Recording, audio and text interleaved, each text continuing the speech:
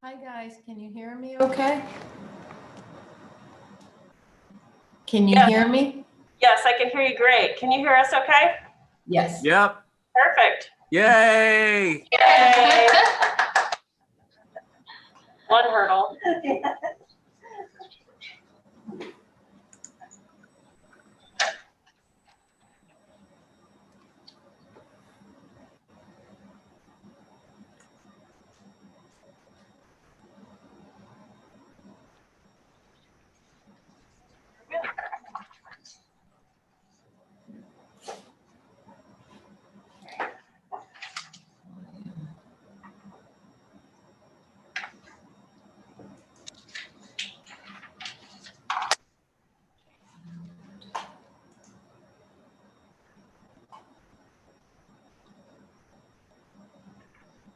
I saw a few ones there. Okay.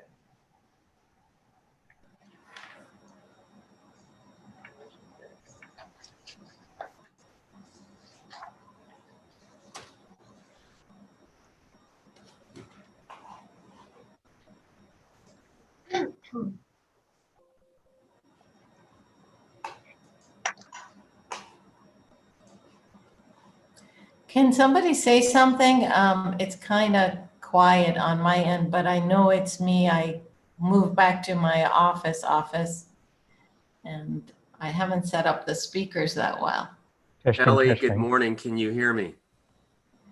It's not that good. It's on my end. I might have to dial in to be able to hear as well. The speaker doesn't seem to be working. So Ellie, you should go to the lower left-hand corner of the screen where it says the mute button, and there's an up arrow. And if you click on the up arrow, it will give you a selection of speakers to use in that drop-down box when you click on that arrow. Yeah. So it may be I would play around with that, but probably the one that you want to pick is your sound bar, if you have a sound bar below your monitor. Yeah, speaker, headphones, Realtek audio. So it is the correct one. It's just that it's weird when I moved my computer from my home office here earlier this week. There seems to be a power cord sticking out that's not doing anything, and I can't find the power to it. So yep, no, I understand. I've had that issue too, going from house to office. So yeah. Audio settings. Okay, I will play with this a little bit. You can also do a test if you, again, there's that test speaker thing. So.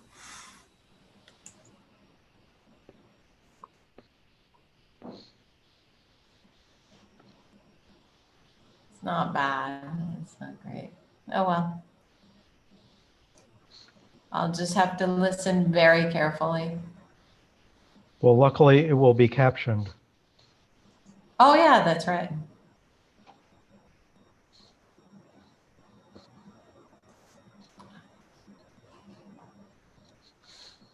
And there we have an example of universal design versus basic accessibility. It's good for everybody.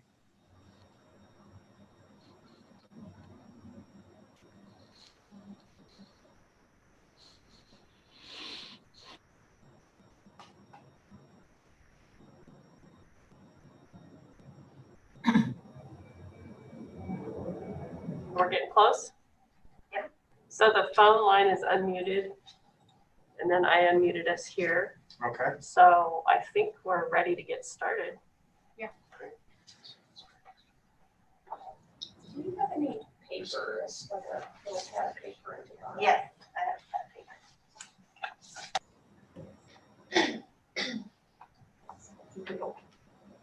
There you go. No, I just, it was kind of the corner. It was there, so I'm fine. That's it. Thank you. We haven't started yet, right? Okay. No.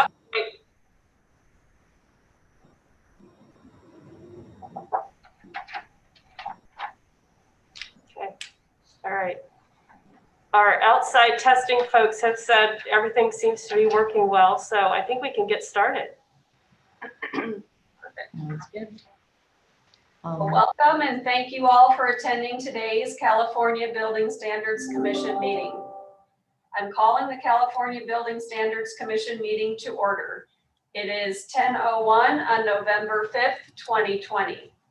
The commission will take action on the remaining 2019 intervening code adoption cycle rulemaking package. Pam, would you please call the roll? Under Secretary Lee, Here.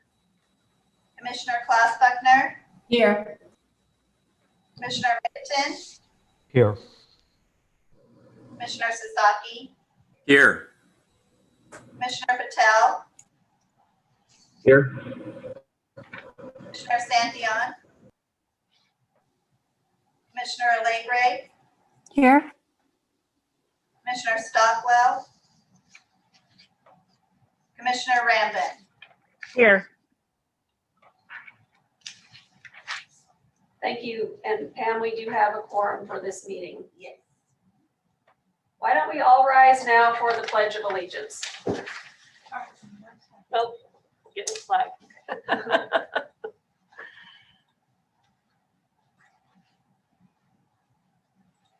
There. Nice. Yay. Very nice. All right.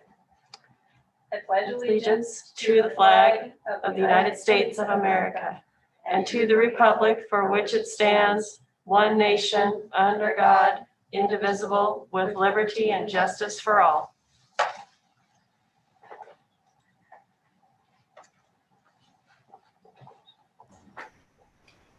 This meeting is being conducted virtually in accordance with Governor Newsom's executive orders N29-20 and N33-20, as well as recommendations from the California Department of Public Health. This meeting can be viewed on the CBSC YouTube channel linked on the meeting agenda. I'd like to remind viewers that there is about a 45-second delay. Real-time closed captioning is available for the meetings through the stream text link provided on the agenda. The stream text service provides a larger closed captioning screen and can be customized by the user.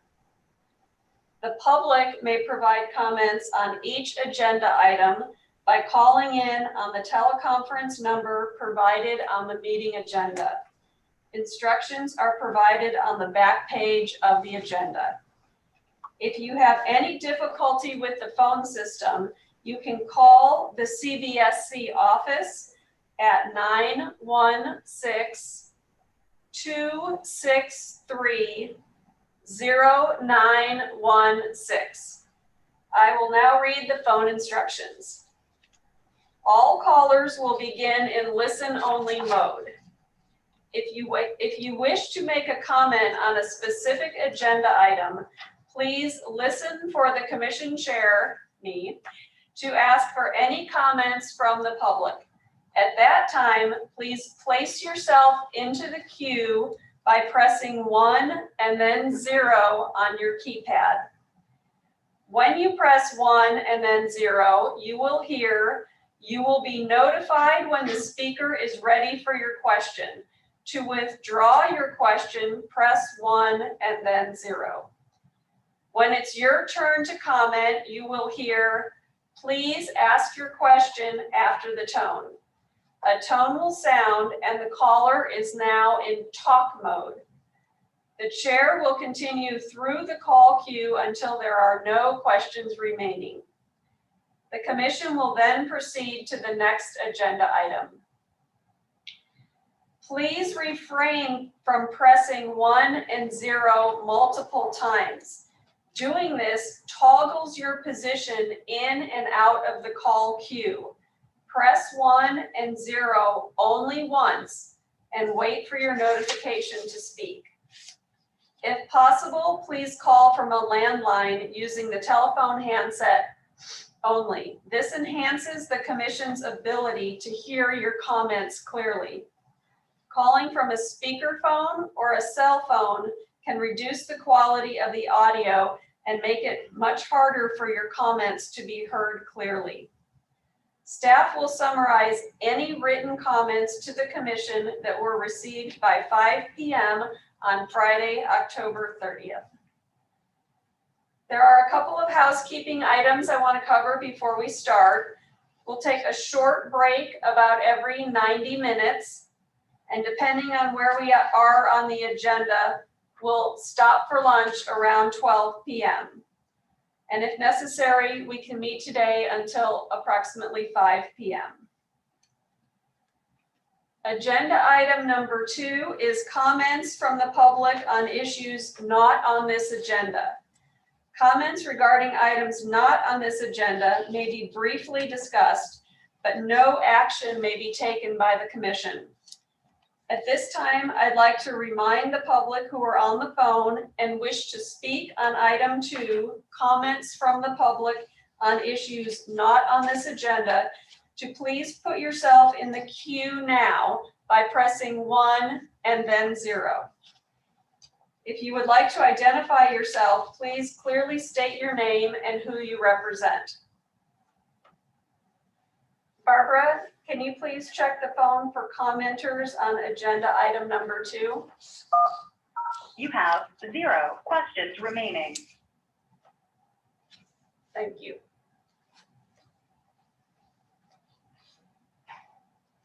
Do we need to wait like 45 seconds for the YouTube? It wouldn't be bad, on this one, it wouldn't be a bad idea to just wait a couple seconds before we proceed to. We're gonna wait just a moment since there's about a 45-second delay on the YouTube, just to make sure that there aren't any people that are queuing up to make a public comment on agenda item number 2.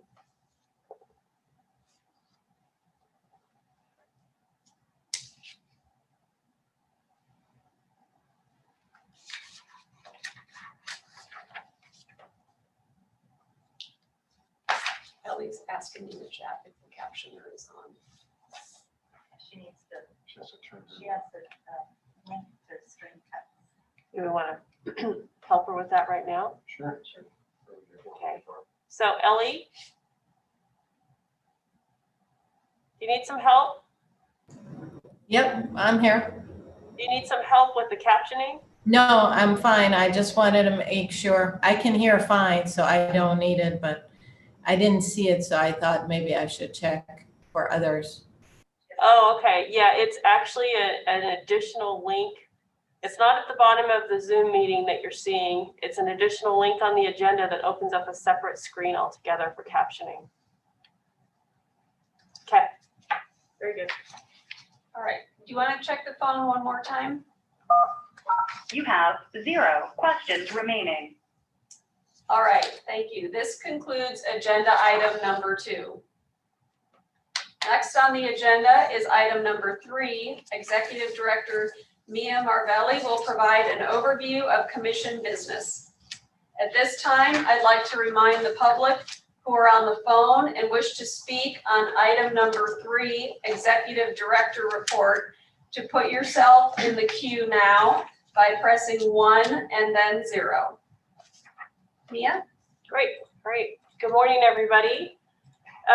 Just a recap of where we are with the 2021 Triennial Code adoption cycle.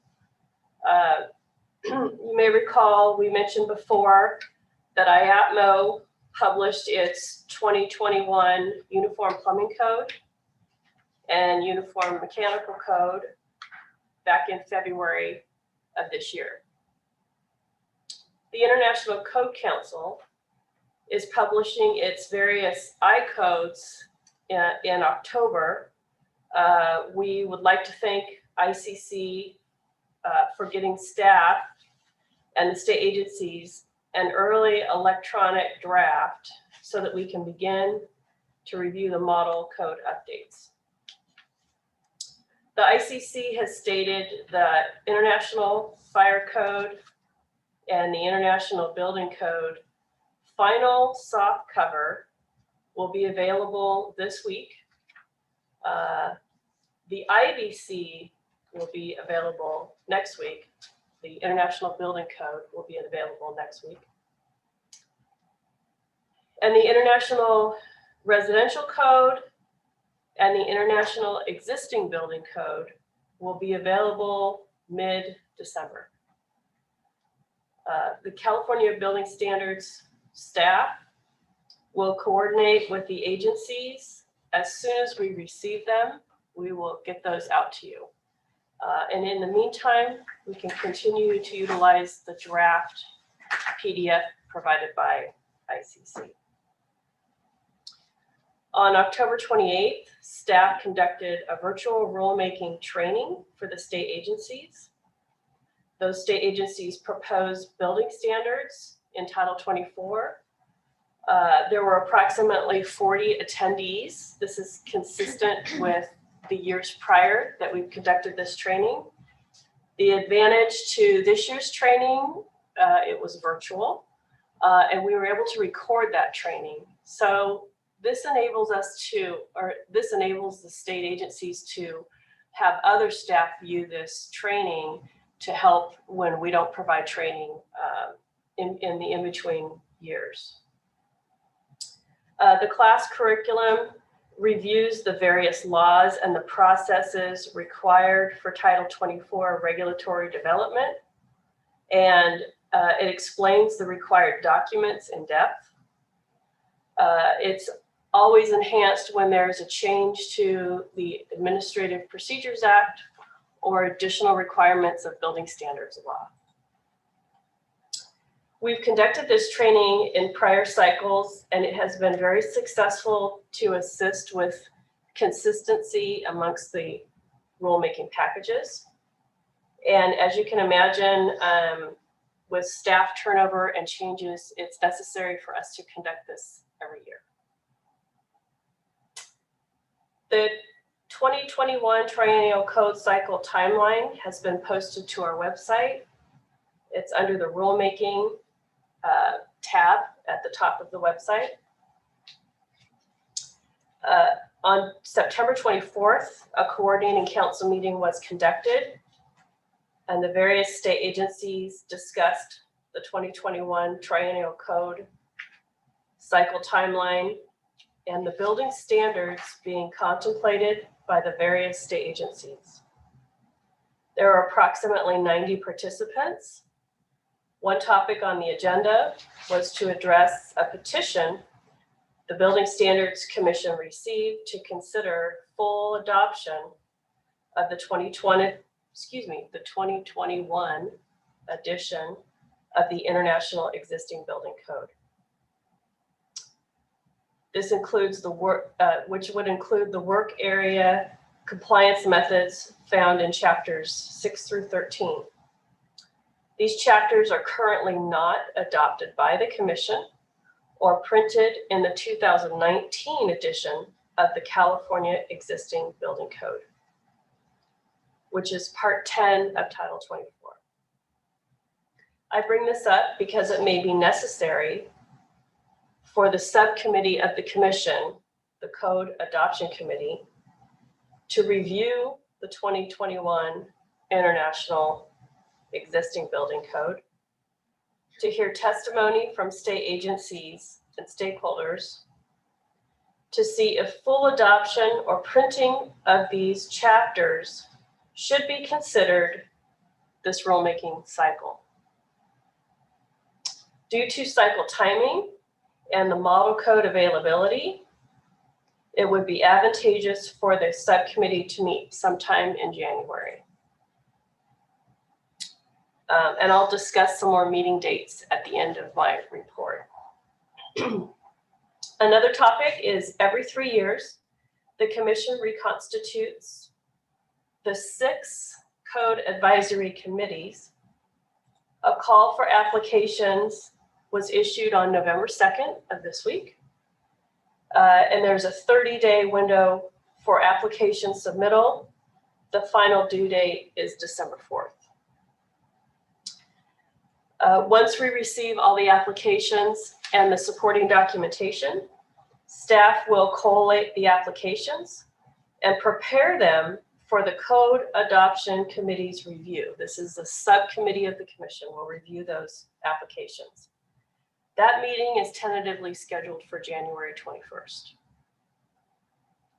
Once the Code Adoption Committee subcommittee meets and selects their recommended Code Advisory Committee nominees, the commission can appoint the Code Advisory Committee members at a future meeting scheduled for February of 2021.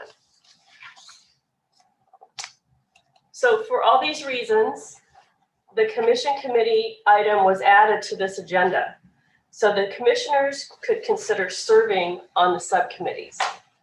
Additionally, we have 2 new commissioners this year, Commissioner Stockwell and Rambin, and we wanted to make sure they had the opportunity to serve on a subcommittee if they choose to do such. I'll mention that unless we receive any emergency rulemakings or if there is another need to meet, we'll probably be able to cancel the December and January commission meetings and instead conduct the following meetings that I described above. So we may have a possible subcommittee, Code Advisory Committee meeting to discuss further adoption of the 2021 IEBC. That's not been scheduled, but we're tentatively discussing that in January. January 21st, we have a Code Adoption Committee to select the Code Advisory Committee members. And then February 18th, we have a commission meeting. And at that meeting, the nominees will be appointed by the commission for the 6 Code Advisory Committee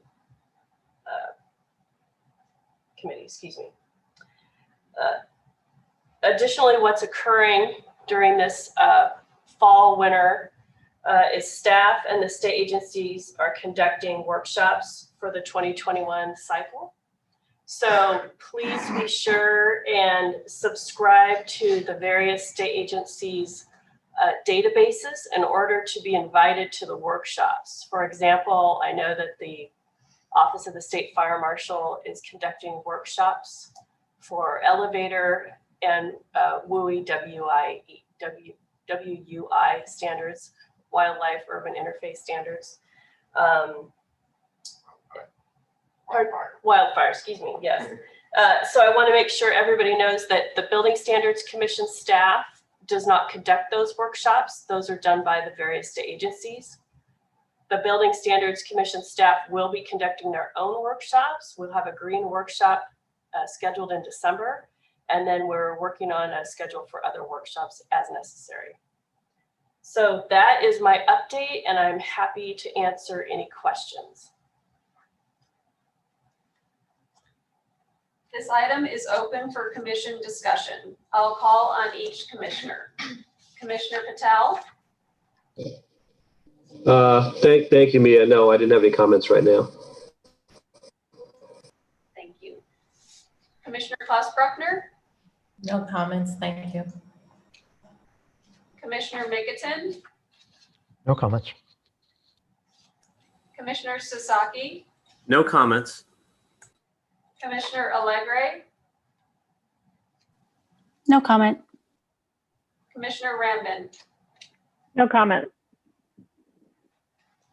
Thank you.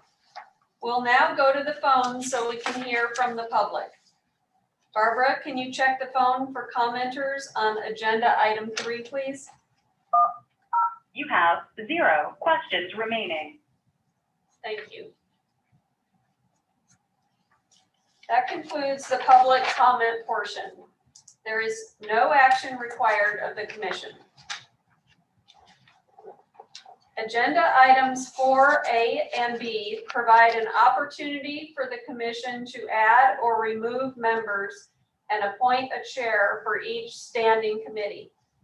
The commission last selected and appointed members for its 2 standing committees back in January of 2020. Since we have 2 new commissioners, we thought it would be appropriate to open up its membership again. Each committee may be comprised of 1 to 5 commissioners and meets on an as-needed basis. Item 4A, the Appeals Committee, is comprised of Jubilin Allegre, Ellie Klausbruckner, and Kent Sasaki, who serves as chair of the Appeals Committee. The purpose and responsibility of the Appeals Committee is to work with the executive director to determine the appropriate course to administer a valid appeal pursuant to the regulations in the California Administrative Code, Part 1 of Title 24. Do any other commissioners wish to serve on the Appeals Committee?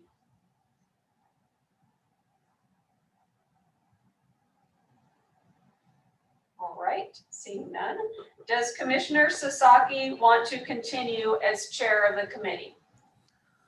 Yes, I do, though I will preface it that I am currently not on the Code Adoption Committee, and I would like to become part of that committee because I have substantial experience and interest in the existing building code, which will be discussed as part of reviewing whether to adopt the remaining chapters of the 2021 IEBC.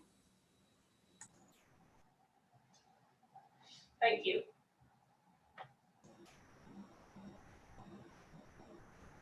If members of the public would like to speak on item 4A, the Appeals Committee, please put yourself in the queue now by pressing 1 and then 0.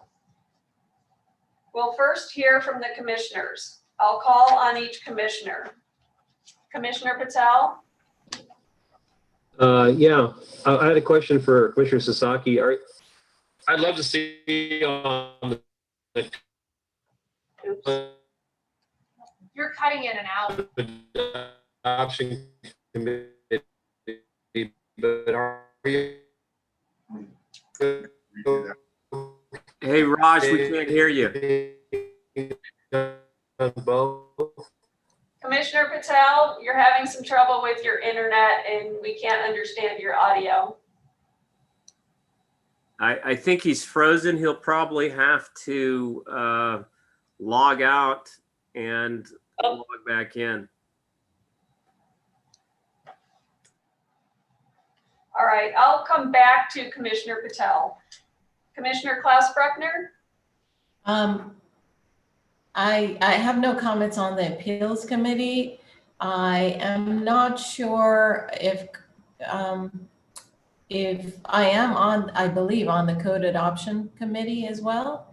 And I'm not sure if the existing building code will be heard through that committee. I could be wrong. I would love some clarification once we get to item B, 4B. But no comments on 4A. Thank you. Commissioner Mickelton? I have no comments, thanks. Commissioner Sasaki?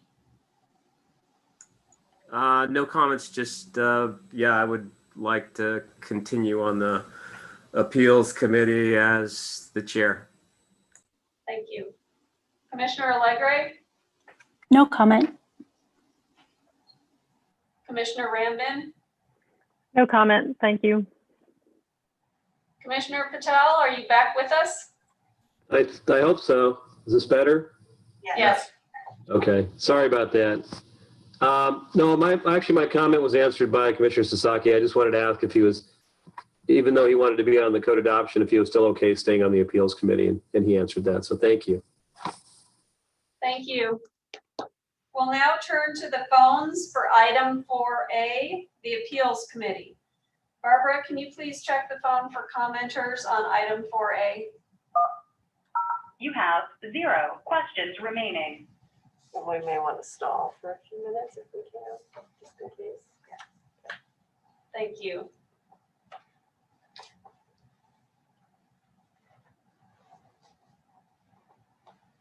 Going to pause for just a moment and make sure that if anybody needed to make a comment on item 4A, that they have time to get into the queue.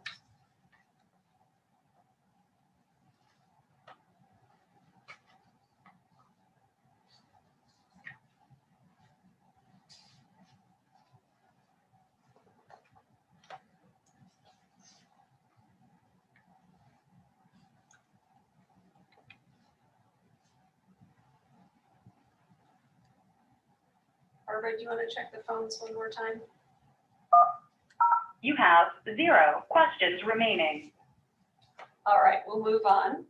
I'll entertain a motion to keep the appeals committee as is with Commissioner Sasaki as the chair. Motion to approve, Commissioner Klaus Bergner. Thank you. Do I have a second? Commissioner Allegre seconds. Thank you. It's moved and seconded that the appeals committee stay comprised as it is with Commissioner Sasaki as the chair. Is there any further discussion from the commissioners regarding this motion? All right, hearing none, we will now have a roll call vote. Commissioners in favor, please indicate by stating aye. Those opposed, please indicate by stating no. If abstaining, please state this. Pam, can you please call the roll call vote? Commissioner Klaus Buckner, Aye. Commissioner Mickelton, Aye. Commissioner Sasaki, Aye. Commissioner Patel, I think you said aye. Commissioner Allegre, Aye. Commissioner Rambin. Aye. Thank you. The vote is unanimous and the motion is carried.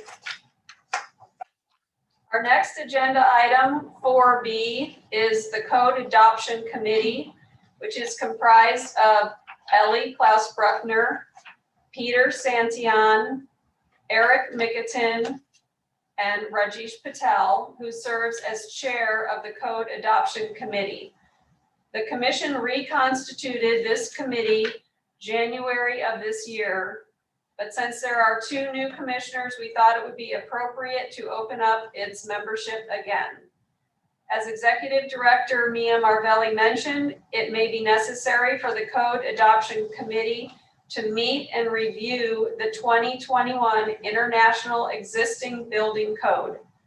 Additionally, later this year, a Code Advisory Committee call for applications will be sent out to reconstitute the 6 Code Advisory Committees for the 2021 Triennial Code Adoption Cycle. The purpose and responsibilities of the Code Adoption Committee are to identify means of improving the code adoption process, early participation in the model code process, and review and nomination of members for the code advisory committees. Would any other commissioners like to serve on the Code Adoption Committee? This is Commissioner Sasaki. I have a question. So currently there are 4 members of the Code Adoption Committee. And I think during Mia's report, she said there can be up to 5. Can there be more than 5? And I guess the question is, because this is particularly one, we have new commissioners, so we would want to give them an opportunity to be on this committee if they're interested, but also there's, I think, more importance to this committee because of the issue of reviewing the 2021 IEBC and potentially adopting all of the chapters in that building standard. So can there be more than 5 members? I think we need to keep it at 5 or less because of a majority quorum. Meaning that if we have more than 5, then that's a quorum from the standpoint of Bagley-Keene, is that? No, not Bagley-Keene. It's a quorum of the commission. Ah, okay, I see. This regarding Bagley-Keene, the rules for that are if there are 3 or more members of a state body that are meeting, that will need to be a public meeting. So that will occur anyway. Thank you. Mia, this is Commissioner Patel, is it possible to create a subcommittee to work on the IEBC? Or is that going too far? Yeah. So we certainly could do that. And that you raise a good point, because we've done that in the past with the exterior elevated elements subcommittee, which was it was necessary for, 1 time, 2 time, and it was very specific. So we certainly could have a special subcommittee just for the International Existing Building Code. Absolutely.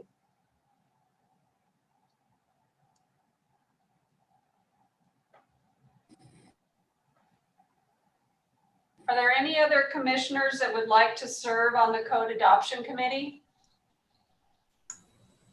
This is Commissioner Rambin, and I, being new to the commission, all these committees are new to me as well. I appreciate Commissioner Patel's inquiry about a subcommittee regarding the existing International Existing Building Code, because I share Commissioner Sasaki's particular interest in that, but I feel like the breadth of the committee, including that review, as well as the review of the applications for the code advisory committee, sorry, I'm getting all my acronyms correct, that I would perhaps be interested in a subcommittee to look at the International Existing Building Code, but trying to focus my involvement on that specifically. Thank you.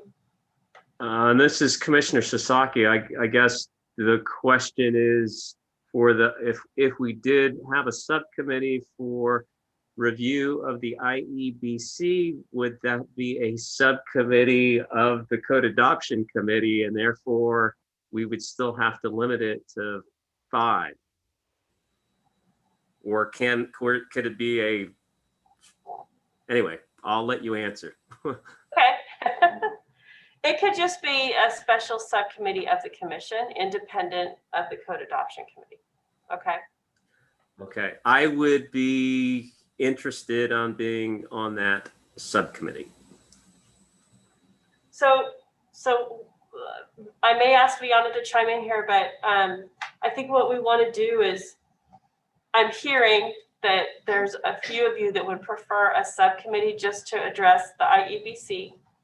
And so I think there would be 2 things need to happen. We need to finish up with the Code Adoption Committee selection, and if there are going to be any changes to that committee. And then we could possibly have a motion to create we can call it an IEBC subcommittee. And then there could be members that choose to be on that committee. Viana, do you think that is appropriate and doable at this commission meeting? I think that is appropriate. I'm not sure it's doable at this commission meeting because there was no agenda item for this idea of a separate subcommittee from the 2 that were on the agenda. So I think if one of the commissioners wants to make a motion to create a subcommittee and put that agenda item on the next agenda for the next meeting, that would probably be the safest route. But there could be discussion under this item, is it 3B? Or 2B to create this new subcommittee, but I would suggest not voting on that today since it was not agendized. Okay. This is Commissioner Mickerton. I would suggest that we see whether there would actually be more than 5 people who would want to be on the Code Adoption Committee. and then make a determination about whether we'd want to split it and create a new agenda item for next time and so forth. I would worry that if it's a subcommittee of the commission, but that legislatively, or however it's determined, that the responsibility for the review is with an existing subcommittee, then can a subcommittee report to a subcommittee, or does the subcommittee need to report up only to the commission? So that could create additional complexity, which we don't know if it's necessary if we actually have more than 5 people. Yeah, I think of what I understood earlier, there were 2 questions. One was, does this IEB subcommittee need to be part of the code adoption committee? And it does not. It could be an independent subcommittee of the commission.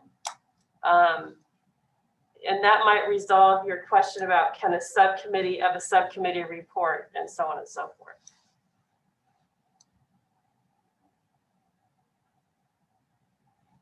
Does that help the conversation? I think what the discussion was is to create an actual different subcommittee independent of these other subcommittees and have it just review the IEBC. But as Viana pointed out, that can't be created until the next commission meeting because we need to put an agenda item on the future agenda item. And just to clarify, that subcommittee would then report to the commission, not to another committee. Thank you. And it could only be 5. Yes. And my thinking was that that could make the process more clumsy and slow it down potentially if the subcommittee that's independent for the existing building code has to report to the main committee, and then the code advisory committee then takes that and is the one that actually makes the decision on that because it's in their purview.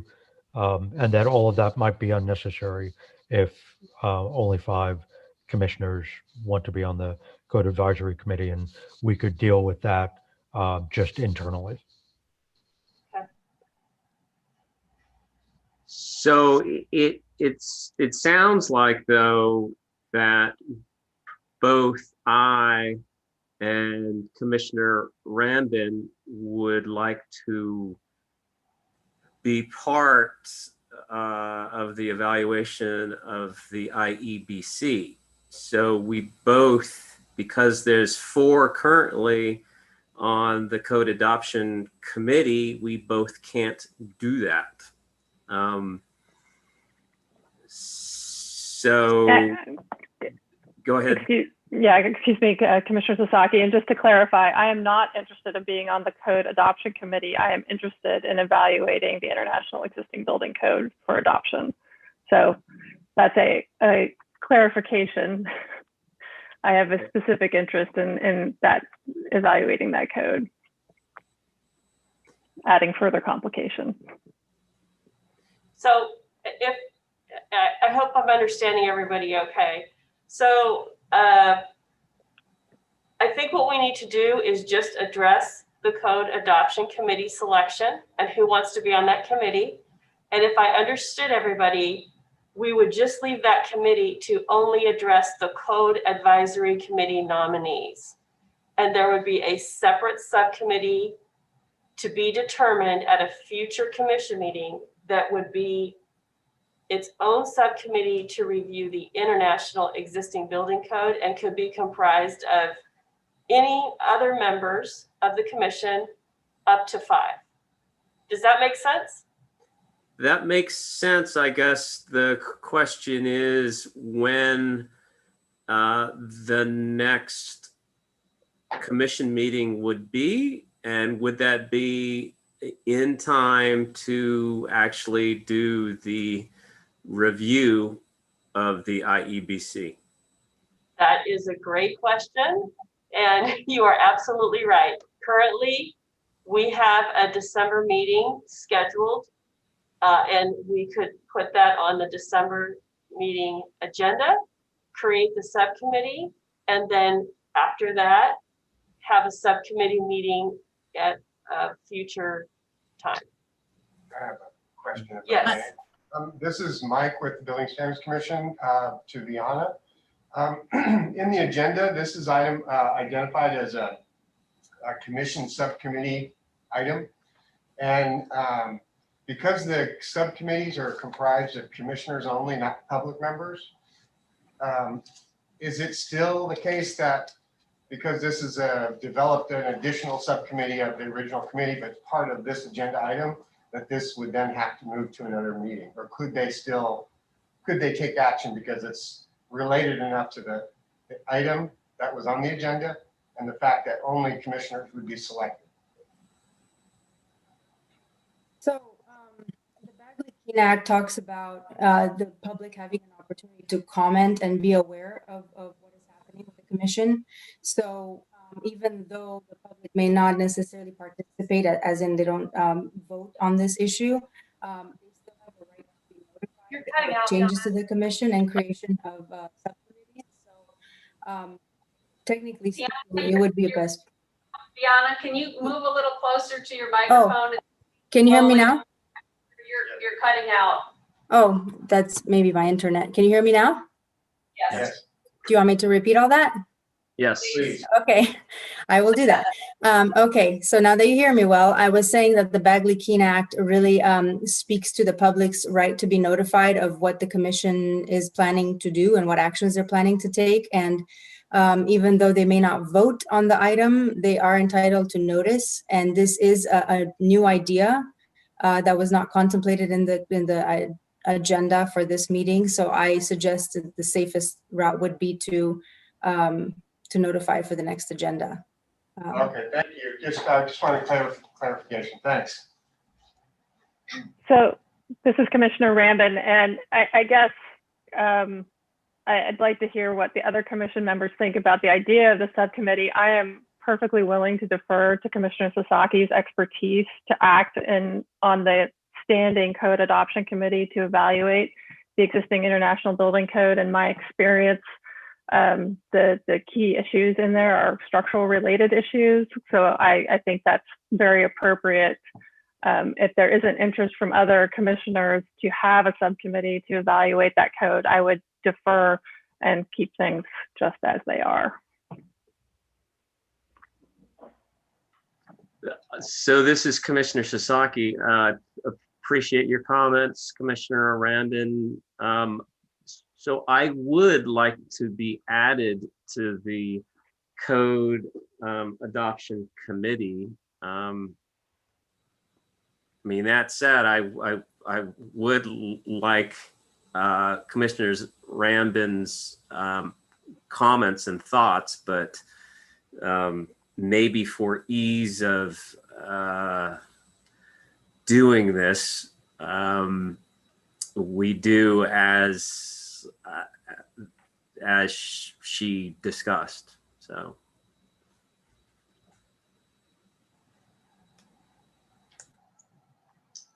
All right. One comment I want to make: when we decide to, at the next hearing, create a subcommittee, another subcommittee, my suggestion is right now the commissioners that are interested are coming from the private industry, and I would suggest having a well-balanced committee with AHJ commissioners as well participating in that, since it's going to be, it sounds like it's going to be a controversial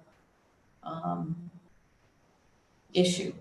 So my suggestion is when we put that subcommittee together, that we bring in more commissioners from with jurisdictional background as well to balance it. Well, it almost didn't sound like, this is Commissioner Sasaki, it didn't sound like, based on Commissioner Rambin's comments, that we might not have a subcommittee to evaluate the IEBC. That if I joined the code adoption committee, okay, as an official member, that would be number 5 And based on my experience with the IEBC, Commissioner Rambin felt comfortable with just me joining the Code Adoption Committee and evaluating the IEBC. So in that case, we would not necessarily have a separate subcommittee to review the IEBC. There are two commissioners that, well, there's only one commissioner that is not present, Commissioner Stockwell, who is not on the Code Adoption Committee. Then my suggestion is that I would step down to allow Commissioner Rambin on this committee, since my area of expertise is fire protection. And it sounds like this is going to be a very important issue. So I'm willing to step down off the Code Adoption Committee to allow Commissioner Rambin to join this subcommittee. Would that work? Thank you, Commissioner Klaus-Bruckner. This is Commissioner Rambin. Again, being new to the commission, I'm still sort of wrapping my head around the roles and responsibilities here, and I was reluctant to join any of the subcommittees. It does sound, reviewing the applications for the Code Advisory Committee sounds like it could be quite a task in addition to evaluating the International Existing Building Code. So I was not actually interested in being on the committee. So you might be able to step down at that point. I don't think that's coming up until later on. Would that work? I'm not sure if I'm overstepping my bounds in suggesting these things, but that might be, you might form this Code Adoption Committee, and it can, I'm guessing, it might be reconstituted later on when the evaluation of the Code Action Committee subcommittees are being evaluated. So I'm not sure. Any suggestions from the staff? Yeah, this is Mia. If I could chime in to help out with that. The plan is that we have a meeting scheduled on January 21st for the Code Adoption Committee to meet and select the Code Advisory Committee members. So that is happening in January.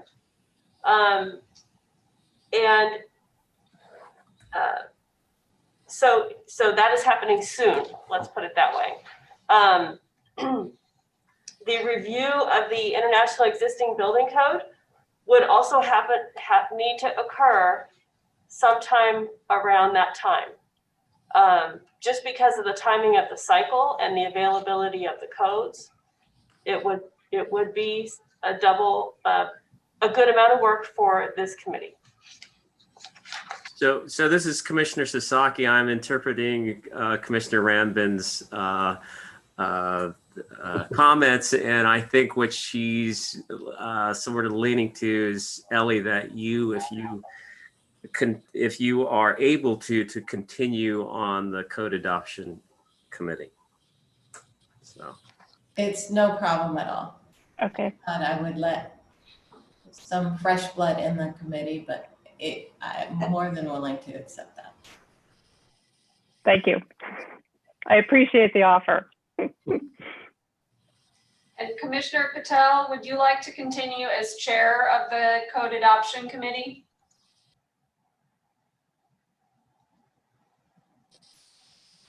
Yeah, yes, I would. All right. If members of the public would like to speak on item 4A, the Appeals Committee, please put yourself in the queue now by pressing 1 and then 0. We'll first hear from the commissioners. I'll call on each commissioner. Commissioner Patel. I appreciate both Commissioner Sasaki and Commissioner Rambin wanting to be on the Code Advisory Committee. We need all the help we can get. But other than that, I had no comments. Thank you. Thank you. Any further comments from Commissioner Klaus Bruckner? No further comments. Thank you. Commissioner Mickelton, No comments. Thank you. Commissioner Sasaki, No comments. Commissioner Allegre, No comment. Commissioner Rambin. No comment. Thank you. Thank you. We'll now take comments from the members of the public on item 4B. Barbara, can you please check the phone for commenters? You have 0 questions remaining. Thank you. I'll now entertain a motion to add Commissioner Sasaki to the Code Adoption Committee and to keep Motion to all members approve. and the chair in place. Sorry.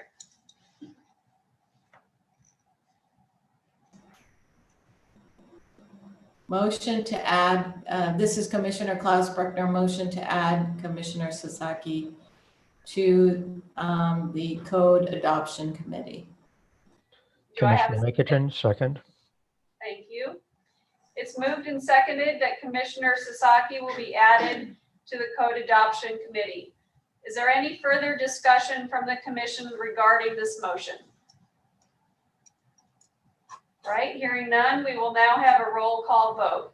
Commissioners in favor, please indicate by stating aye. Those opposed, please indicate by stating no. If abstaining, please state this. Pam, can you please call the roll call vote? Commissioner Klaus Buckner, Aye. Commissioner Mickelton, Aye. Commissioner Sasaki, Aye. Commissioner Patel, Aye. Commissioner Allegre, Aye. Commissioner Rambin. Aye. Thank you. The vote is unanimous and the motion is carried. Our next agenda item, item 5, is the Division of the State Architect Accessibility Rulemaking, DSA AC 01/19, proposed adoption of amendments to the 2019 California Building Code, Chapter 11B, item numbers 2.01, 2.03, 11B18, and 11B19, and 11B38, Part 2 of Title 24. Weird. The Commission's action at the July meeting was further study required on these items. DSA revised the code changes based on the July Commission meeting feedback, and an additional comment period was conducted. Could we have a DSA representative please introduce yourself and present item 5? Thank you. Thank you. Good morning, Undersecretary Lee and Commissioners. I am Ida Claire, the Acting State Architect and Principal Architect for the Accessibility Regulations at DSA headquarters. I'm joined here today with Derek Shaw, who is the Supervising Architect of Access. Thank you for the opportunity to present the remainder of our regulatory amendments related to accessibility for the 2019 intervening supplement of Chapter 11B of the California Building Code. DSA remains fully committed to the development of accessibility regulations that serve the needs of the disability community. To ensure that proposed and amended regulations will meet these needs, DSA conducted an extensive outreach program of 5 sessions from January to May 2019, when we assembled a task force of stakeholders to address amending scoping regulations for detectable warning surfaces. Stakeholders included the blind and visually impaired, disability advocates, individuals who use wheelchairs, design professionals, and code enforcement entities. These discussions are the basis of the proposed amendments to the regulations for detectable warning surfaces that are presented today. Our proposed and amended regulations were also presented and discussed with DSA's Access Code Collaborative in 4 all-day sessions from May through October 2019. Concurrently with ACC discussions, DSA conducted its outreach to the public on the proposed accessibility amendments. These meetings were held on July 9th and September 19th. Comments and feedback on the proposed amendments at these public stakeholder forums were brought back to the ACC for further consideration. I will clarify the July 9th and September 19th were 2019. Yes, okay. DSA continues to foster and encourage an environment of cooperation and mutual respect through the discussions and strives for a better understanding of the needs of the disability community while acknowledging all stakeholder concerns. The proposed new and amended regulations being presented today were garnered from repeated requests by stakeholders as necessitating change for clarity and consistency of code application. Our decision to undertake these efforts, long requested by stakeholders, has received broad-based support. It is our hope that the resulting amendments have achieved the intended goal of clarity and consistency. DSA welcomes the comments from the public and the commissioners and is prepared to present for discussion the amendments related to detectable warning surfaces. DSA appreciates that the Building Standards Executive Director and staff have accommodated this opportunity to provide additional time and study of the proposed amendments after we received a further study direction from the Commission in July. We would also like to thank and welcome the stakeholders who are present today in person and on the phone who are prepared to comment. We appreciate their involvement and commitment in ensuring the process is thorough and transparent. DSA requests an opportunity to respond to public comments if needed to ensure understanding of the amendments and address public concerns. We will proceed at the committee's direction. Derek Shaw will begin the presentation for discussion and comment to our code change proposals related to the scoping and technical requirements for detectable warning surfaces. Okay, good. Thank you, Ida. Here today, we have a second presentation before the commission on 5 items related to our current rulemaking cycle. Each one of these are related to each other, and together they form a sub package of items within our code proposals to address clarifying existing requirements for detectable warning placement and modifications to affect that. During the latter part of our current rulemaking cycle, these items had been further studied by the Commission at the July meeting. DSA has gone out to an additional 45-day comment period for the public for 2 of these items. That would be for the definition of circulation path, item 2.03, and also for the scoping requirements in section 11B-250, that's item 11B.19. The amendments that were presented in the third 45-day express terms were responsive to public comments on these items, as well as commission comments on these items. We've attempted to address to the greatest extent that we can the concerns with this in an effort to make the issue of placement of detectable warnings more specific and expressed within the building code. Now, I'm more than happy to go into presenting any of the items in greater detail, and I will do so at the commission's direction. But at this point, we would like to request approval of the 5 items that are here before you today. Thank you for that overview of the proposal. Before we go to the commissioners, I'd like to remind the public that if you wish to speak on item 5, Division of the State Architect, Accessibility Rulemaking, DSA AC 09/19, put yourself in the queue now by pressing 1 and then 0. First, we'll hear from the commissioners. I'll call on each commissioner. Commissioner Patel. I just wanted to thank the DSA. I've gone through the changes.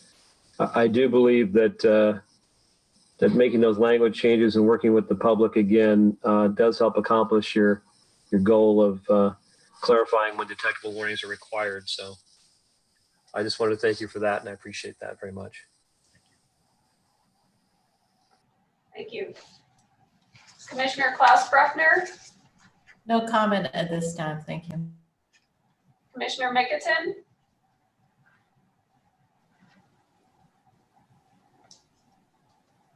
Yes, thank you. Well, I want to thank DSA as well for the extensive stakeholder outreach, and I think the amount of support, especially from the blind community, that we've seen shows that these amendments are helpful and something that's needed, and a good concept and a good direction. And thank you for taking our July comments to heart as well from that meeting. I think the revisions and clarifications were worth the wait, and I'm glad to see you back here again. I have a couple of specific questions, and sort of as a big picture item. This didn't really come up in the discussion in July because we were dealing with a lot of other issues. But I thought it'd be interesting if you could just briefly state, the fact that the Access Board has removed detectable warnings from the ADA except for public rights of way and transit platforms, due to a lot of conflicting sort of commentary from people with mobility disabilities versus people with vision disabilities. And then, people, using the areas with detectable warnings for other purposes.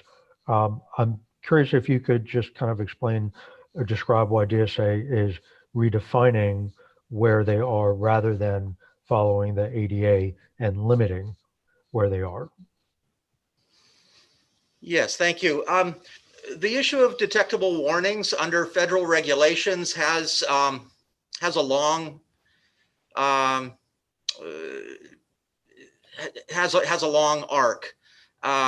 The detectable warnings requirements were incorporated into the 1991 or 94 ADA standards. Subsequently, they were suspended by the U.S. Department of Justice under their adoption of the ADA standards. They were suspended while further study was conducted to assess some of the public comments that the feds had received during that initial time period.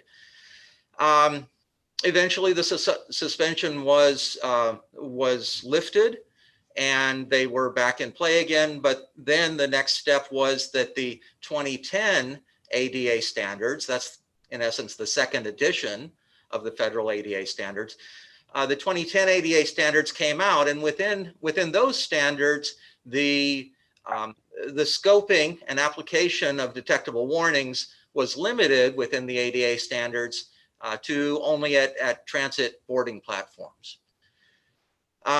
Separately, under the under the public right-of-way accessibility guidelines, which have not yet been adopted as standards, but are generally referenced by the Federal Transportation Agency, as well as California's own California Department of Transportation.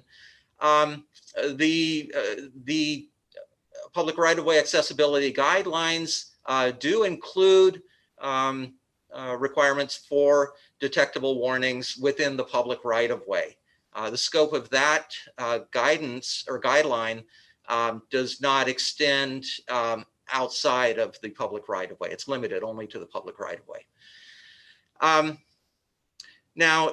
So certainly within the ADA standards, we see that there has been a diminishment of the areas and locations where detectable warnings are required when compared to the earlier ADA standards. When that diminishment was being made public and under a lot of discussion, we certainly got quite a number of suggestions that DSA also similarly withdraw our requirements for detectable warnings.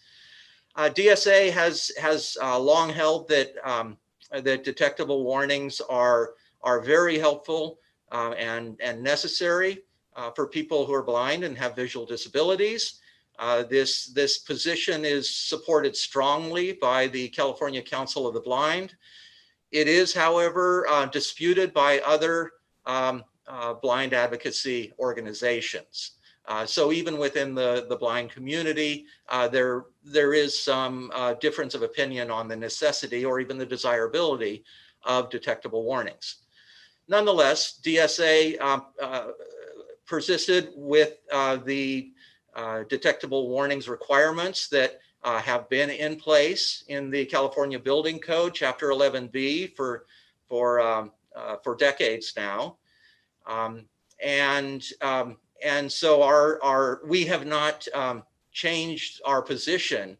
That being that detectable warnings are important and necessary. We do, however, and throughout the years, we were certainly aware of certain difficulties in applying the scoping requirements for detectable warnings and the technical specifics of how those detectable warnings would be located on a site. One of the prime issues that had come up repeatedly over the years was the method of applying and understanding the scoping and technical requirements for detectable warnings at hazardous vehicular areas. That's a specific term that is currently in the code. And DSA, with this proposal, we are proposing to focus on that language to repeal the term hazardous vehicular areas, primarily because of the confusion and various interpretations that are made of that language. And instead, we have restructured our requirements for detectable warnings for those areas that are currently covered under the hazardous vehicular areas. Where our current language describes hazardous vehicular areas, it is specific to where a walk crosses or adjoins a vehicular way, okay? And so adjoining, we take to understand that that's running side by side with the vehicular way, and crossing is crossing the vehicular way. By and large, that scoping has now been revised, recrafted, and rewritten in our proposal that, and it's contained within our proposal for item 11B.19. DSA has gone further in this section 11B.19 and made specific the the implied preference from the hazardous vehicular areas language that the separation be provided with providing a physical separation. As we see in the current language, in essence, it says when that these various elements cannot be used to provide a physical separation, then detectable warnings may be used. So, so that language we interpret as having the preference for a physical separation here. DSA has maintained and made more specific that preference by incorporating into the lead paragraph in section 11B 250.1 the statement, the requirement that detectable warnings, that physical separation is required between circulation paths that are contiguous to vehicular traffic and the vehicular traffic itself. We have also crafted a number of exceptions. The changes that we had proposed during the third 45-day express terms had the effect of reordering and revising the language that we previously brought before you in July. Additionally, we've clarified a fairly unique condition that fits well within these proposed regulations. At this time, DSA is still of the opinion that detectable warnings are very important and necessary for the benefit of people who are blind and visually impaired. We have taken steps in other sections that have already been approved by the Commission regarding detectable warning placement at parallel curb ramps. And if you'll recall, our proposals for detectable warnings at parallel curb ramps had the effect of requiring a space free of detectable warnings to allow passage by persons who use wheelchairs so that they may pass through the parallel curb ramps without going over long extents of detectable warnings. Doing so for some people creates harm or pain due to the vibration of rolling over the detectable warnings. So that's already been passed, but that's how DSA has been approaching the issue of detectable warnings. We still find it to be very important and necessary. Thank you. That was useful to get a little history and the refresher on what we discussed in July. So one other question was there any consideration given to considering or incorporating any requirements on crossing bikeways? I'm seeing, here in Berkeley, for example, and on big tech campuses, these very minimally separated bike circulation paths adjacent to other parking spaces or to other pedestrian paths that seem like if that proliferates could be quite a hazardous situation. And maybe that's something you're considering for future rulemaking, but I wanted to ask about it. DSA did not consider nor address the issue of circulation paths crossing or adjoining bicycle paths. We've received a smattering of comments about the issue over the years, and the issue is actually quite complex, especially as we start to think about shared use paths that may include bicycles, pedestrians, in some cases equine, in all sharing a small space, and lots of potential there for conflicting interactions within that space between pedestrians and the bicyclists or even the horse riders. These are issues. These are real hazards that are occurring for people who are blind and have visual impairments, but we have not addressed that in this current rulemaking. We certainly will continue to be mindful of the issue, and at some point in the future, we may choose to address that. Thank you. Yeah, I would encourage that, at least maybe starting with dedicated bike paths that are not for pedestrians and horses and so forth, and where a dedicated pedestrian path crosses those is where I see the most problem. So thank you. Another question. There was a concern from at least one commenter that in the exception 3, that there's a potential, I guess you'd call it a loophole, maybe, that it says that at locations, sorry, I'm going to your revised language here, at locations where circulation paths cross driveways or drive aisles, circulation paths shall not be required to comply with this section, and detectable warnings shall not be permitted.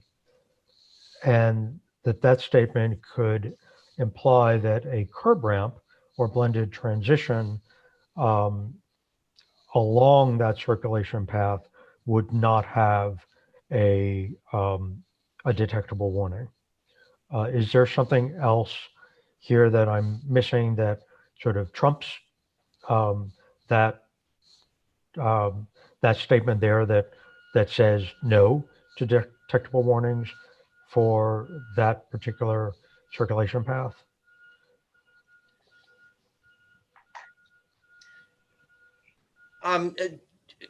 Where curb ramps are provided, other scoping sections that are not proposed to be amended express the scoping requirements as well as the technical requirements for detectable warnings at curb ramps. Typically, curb ramps are provided at crossings. The issue here with exception 3 is that there, and going back to the original conversation at the federal level about detectable warnings, there has long been a difference of opinion about the placement of detectable warnings along streets where driveways cross. Okay, in a residential environment, there can be many driveways that come from the residential garage or parking areas, and it's been the opinion of the blind advocacy organizations that support detectable warnings that that is not an appropriate location for detectable warnings at those types of driveways. Similarly, where you have the up to medium intensity of commercial locations, you also have driveways that cross the sidewalk.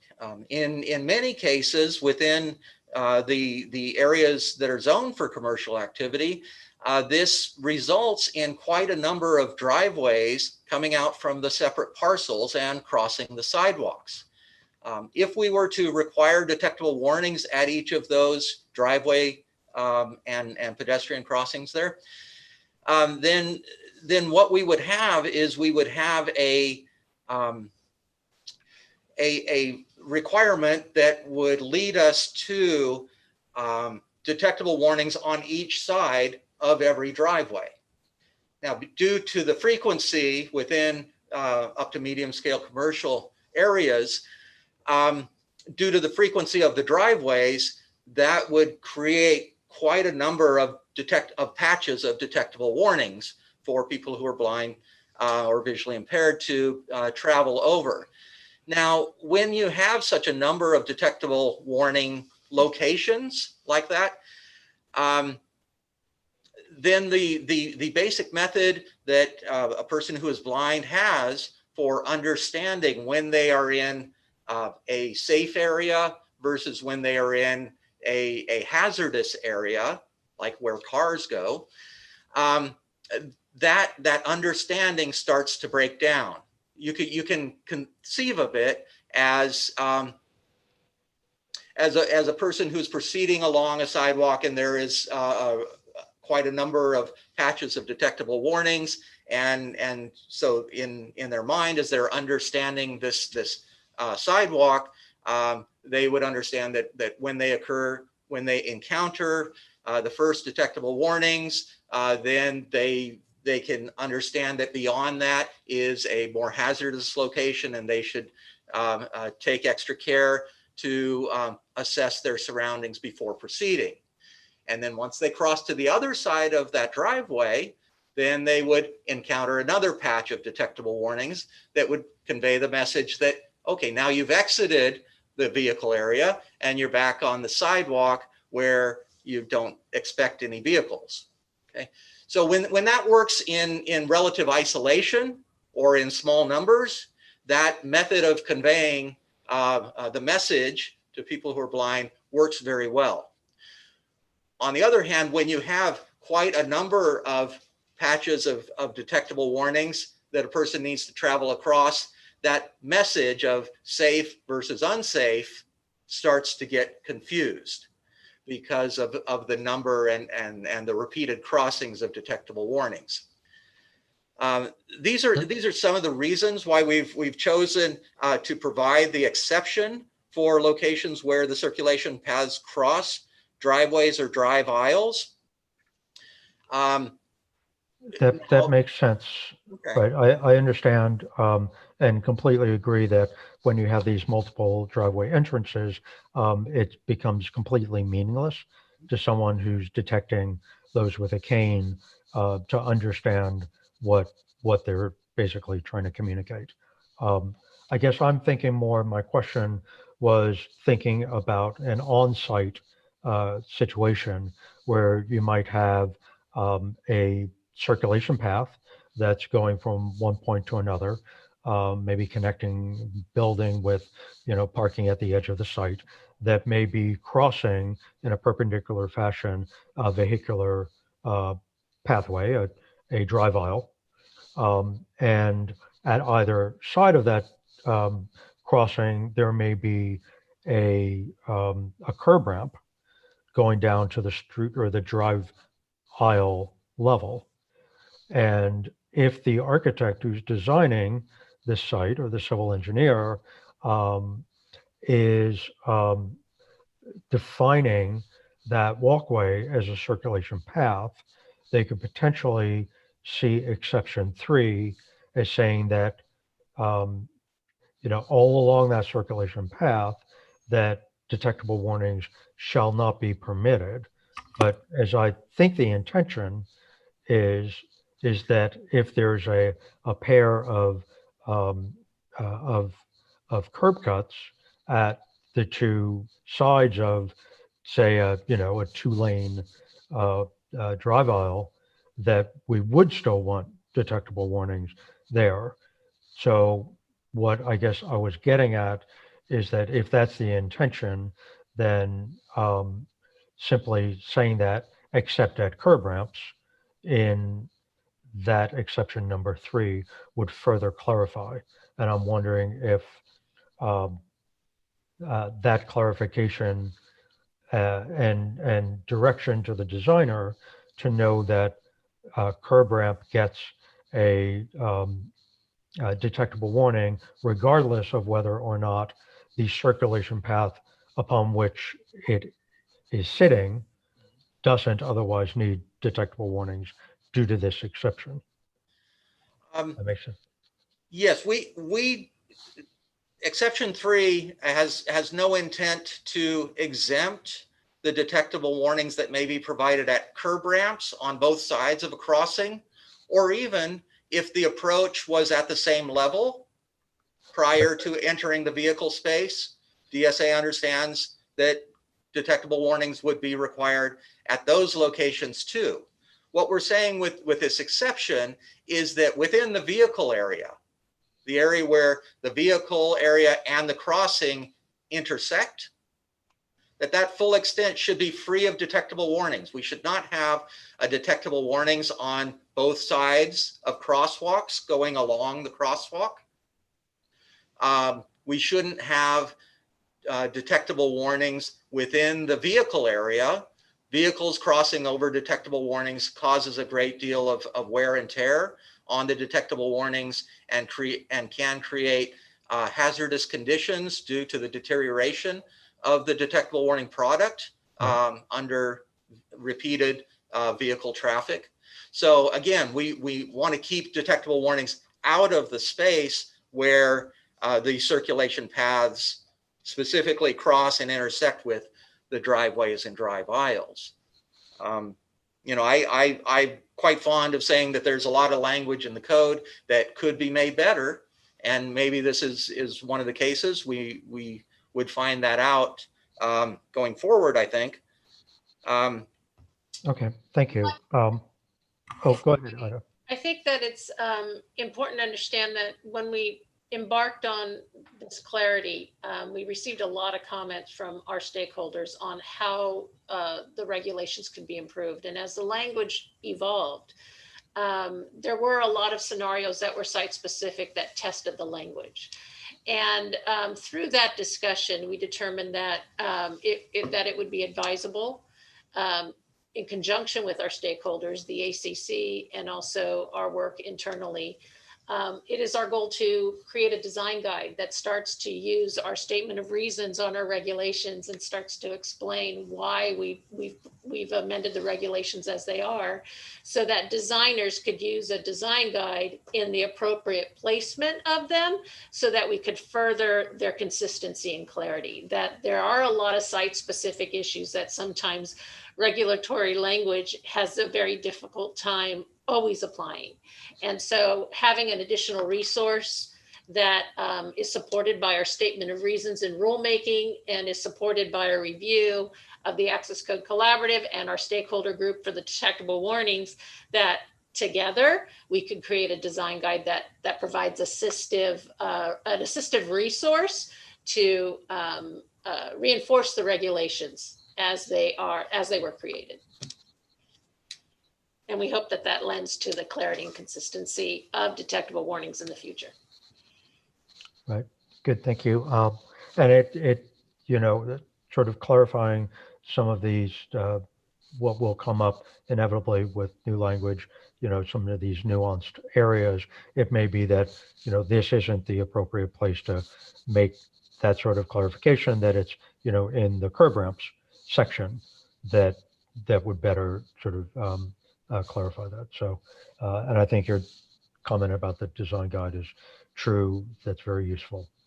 I think my last point or question was that there was a good point made by another commenter regarding the fact that vehicle charging devices and stations often will have not just a control oriented in one direction or another, which is what exception 6 starts to address, that idea of orientation, but rather that there may be a button on the left side that releases a handle, or that, you know, starts the charging action and things like that.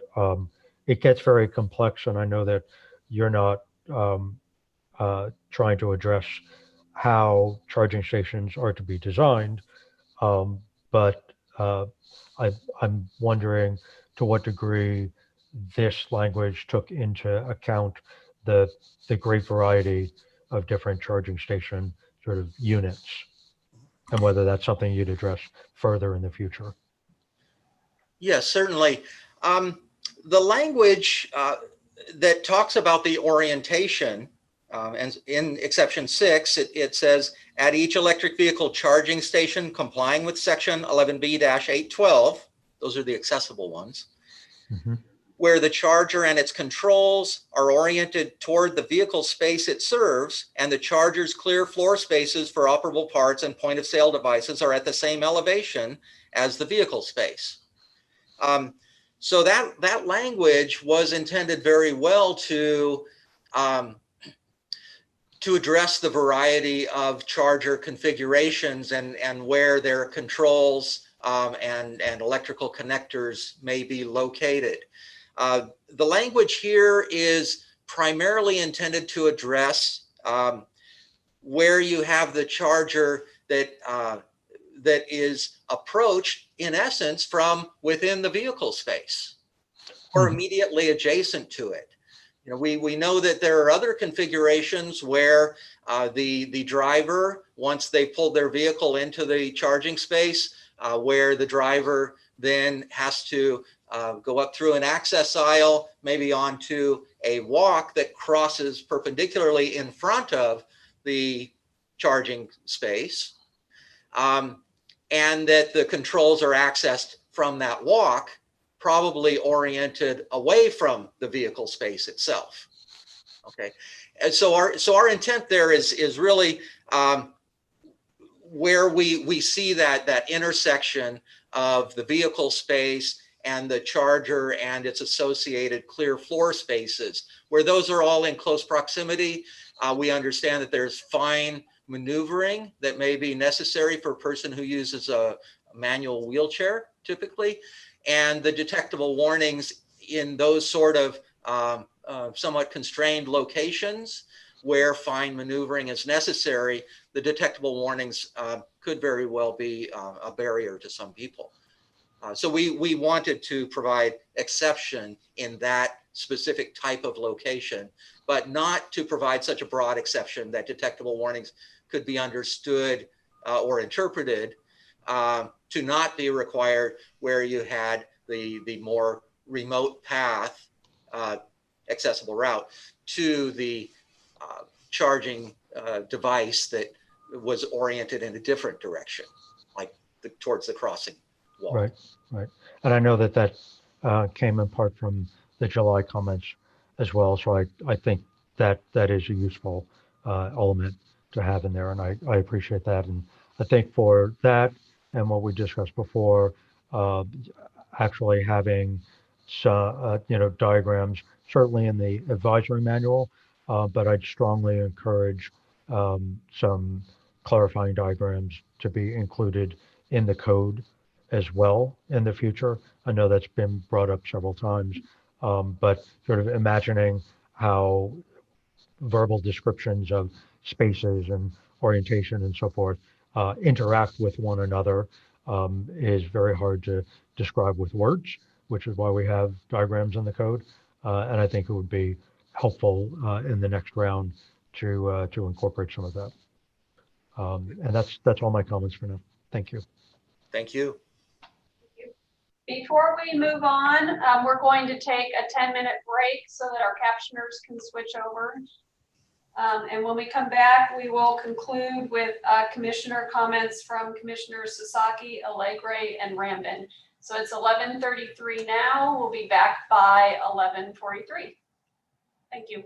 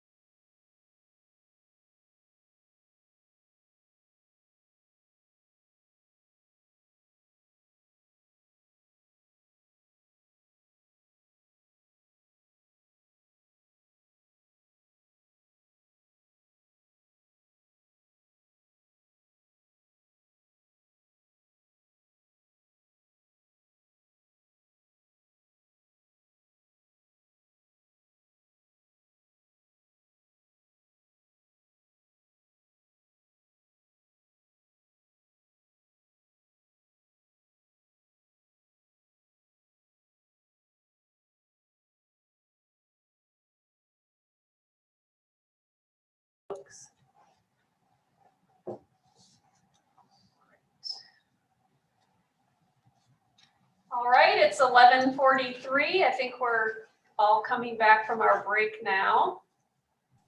Just do a scan here and make sure all the commissioners are on.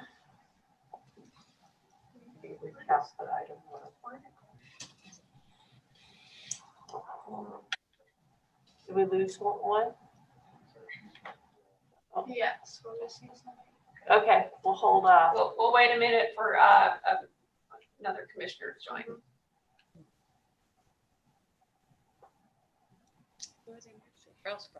Allegra, Nicotin's probably gone too.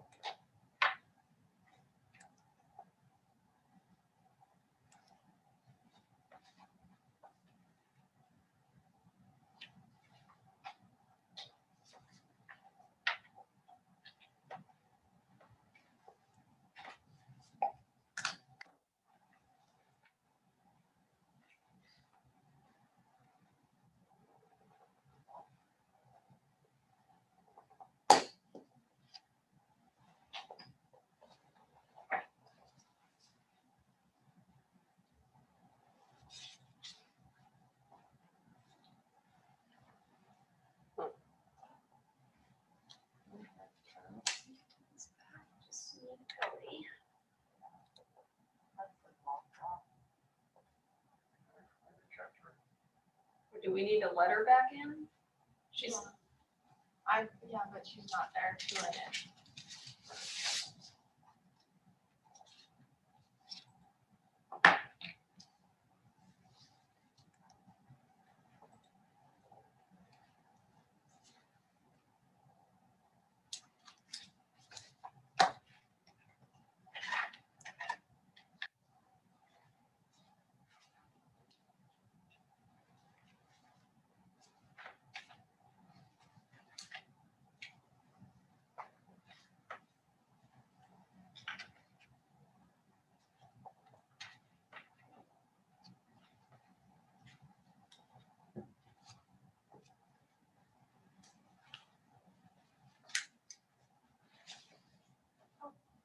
There she is.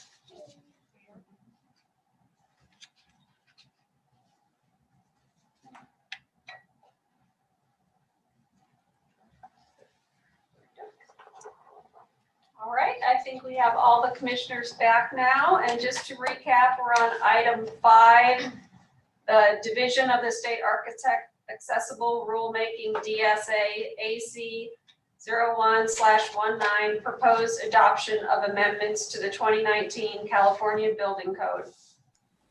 Where we took a break, we were having the commissioners discussion, so I'll ask Commissioner Sasaki if he has any input. Yes, and it's primarily to thank all the participants. Clearly, DSA has put a tremendous amount of effort and time going through, listening to our comments from the last commission meeting, addressing stakeholder comments. Anyway, so I want to applaud, thank, commend DSA, and not only DSA, but also obviously the commenters for participating in this. I mean, these are complex issues to read, understand, visualize. And through this process, which is not an easy process, but rather a long process, hopefully we get to a point to make, well, the environment better, more accessible, safer. Anyway, I just want to thank everyone for their efforts for that. And really, those are my comments. Thanks. Thank you. Thank you. Commissioner Alegre? I have no comments. Thanks. Thank you. Commissioner Rambin? Thank you. I would just like to reiterate Commissioner Mickelton's comments about some diagrams to explain these conditions. Not having been part of the history of the process, I was trying to visualize when each of these exceptions would be applied, and I agree that it would be very helpful to have some diagrams to help illuminate the designers when they're applying these exceptions. That's all I have. Thanks. Thank you. Any follow-up discussion from any of the remaining commissioners? All right, hearing none, we will now take public comments. If you'd like to identify yourself, please clearly state your name and who you represent. Barbara, can you check the phone for commenters on item 5? You have 2 questions remaining. Hi, my name is Natasha Reyes with Disability Rights California. We've submitted written comments on these items, so I'll just speak briefly on 11B.19. We strongly support adopting this language as is, but as pointed out by Commissioner Mickelton, we do think there are some points for clarification in exceptions 3 and 6, including helpful diagrams. And so we would like to see the Commission direct DSA to address these points in the next code cycle. We also strongly support the comments submitted by the California Council of the Blind. So that's all I'll say on that item. We did submit written comments in support of other items. And so thank you to DSA for all of your work, and to the commissioners.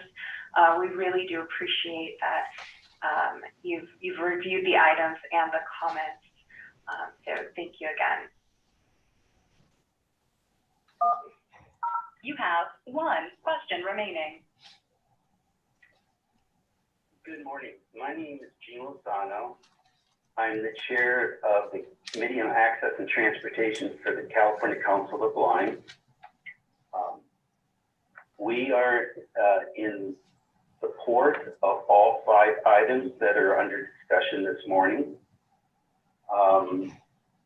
This is an issue that is dear to our heart, and we feel in certain ways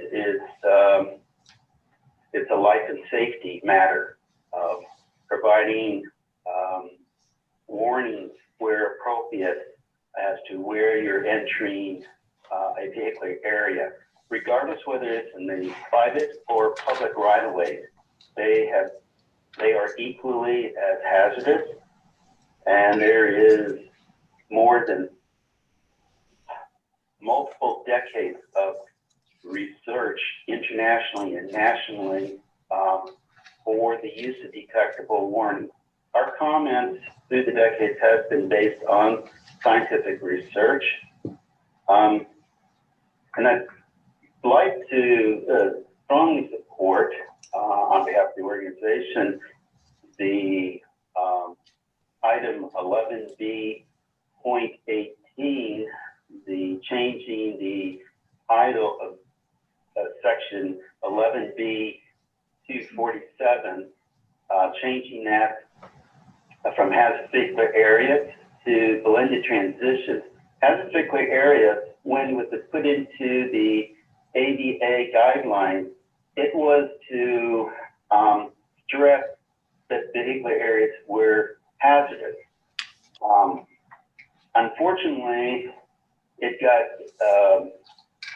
kind of distorted its meaning, and its designers and architects, traffic engineers felt that hazardous stressed that some vehicular areas were more dangerous than others, and if they were hazardous, those needed detectable warnings, where those others that may not be considered to be hazardous, then there would be no need for detectable warning.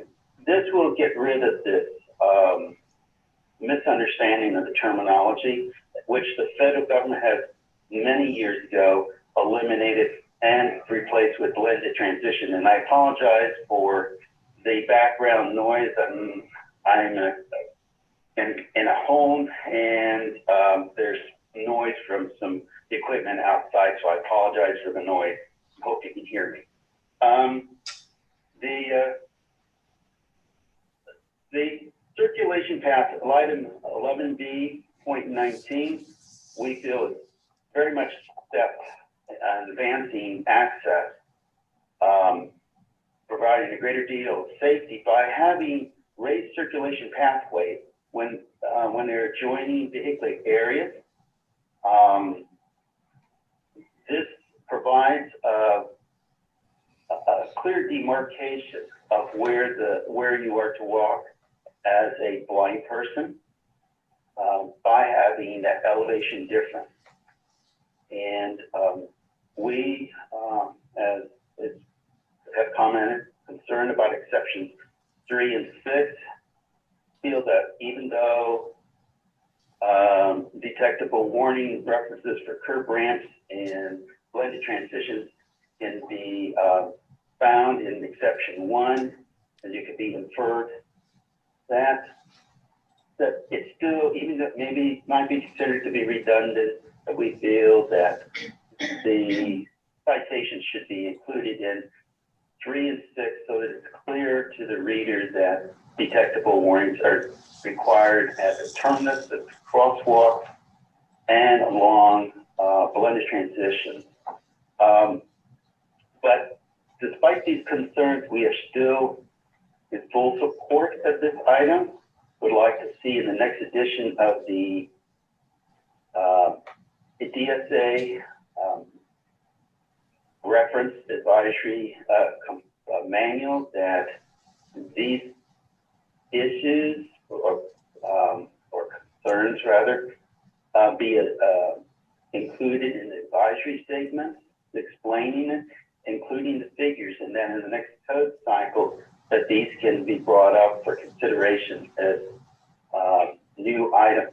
But we feel very strongly that the approval of this packet and these items will really advance the safety, level of safety for all people with disabilities, and that it will provide greater clarification to designers and architects as to where detectable warnings are to be placed and where not to.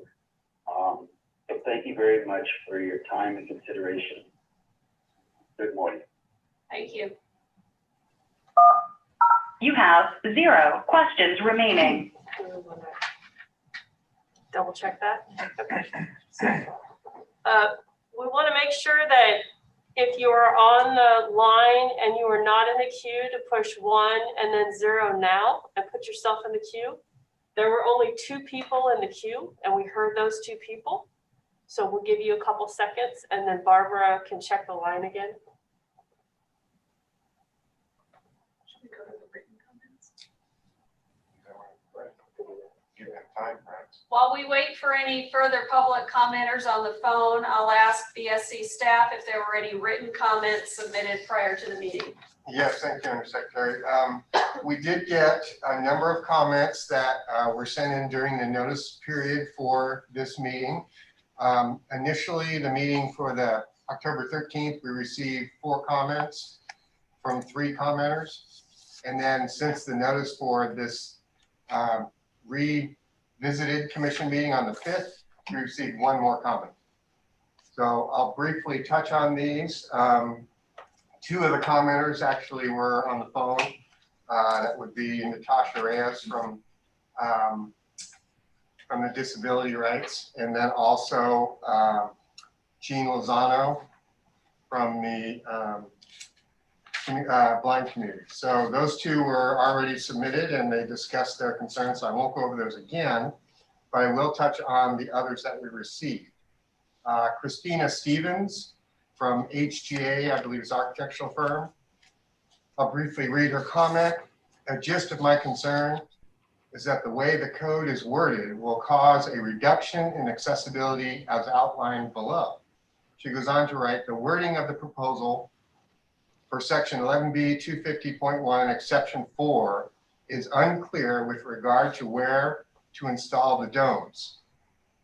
The section should specify that the required pedestrian walkway shall remain clear of truncated domes where the walkway and the vehicle way run parallel, parens with the domes delineating, end parens, and that the domes may not encroach on the required pedestrian route width.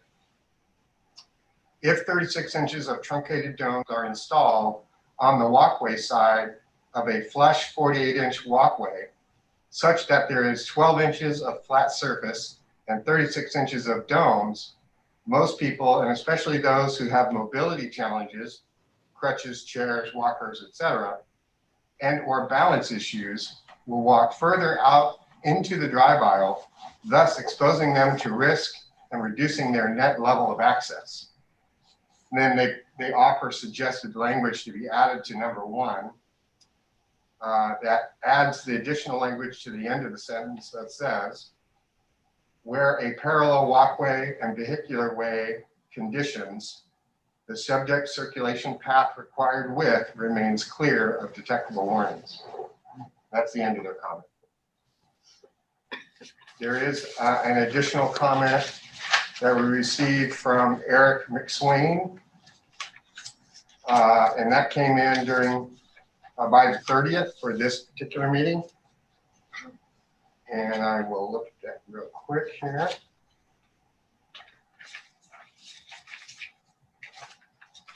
There we go.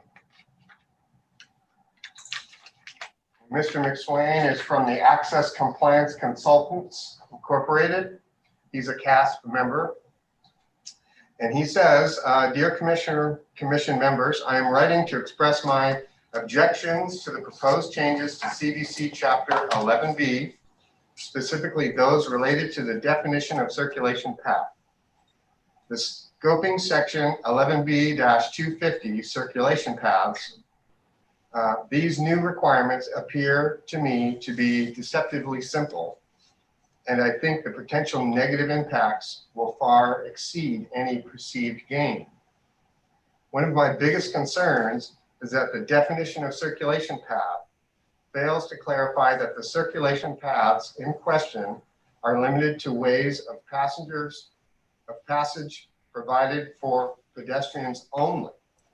In addition, 11B250.1 is slated to apply to circulation paths that are contiguous to vehicular traffic. How much separation is required between a circulation path and a vehicular way before they are no longer contiguous? An inch, a foot, 3 feet? Question mark. When I exit a retail establishment and walk to my car, I almost always walk across a parking lot, which includes drive aisles and parking spaces.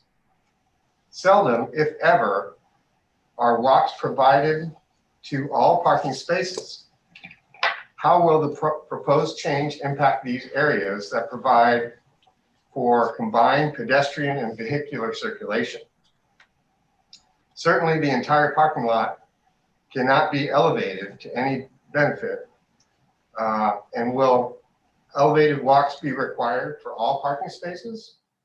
That seems like a ludicrous, albeit possible project given the proposed wording.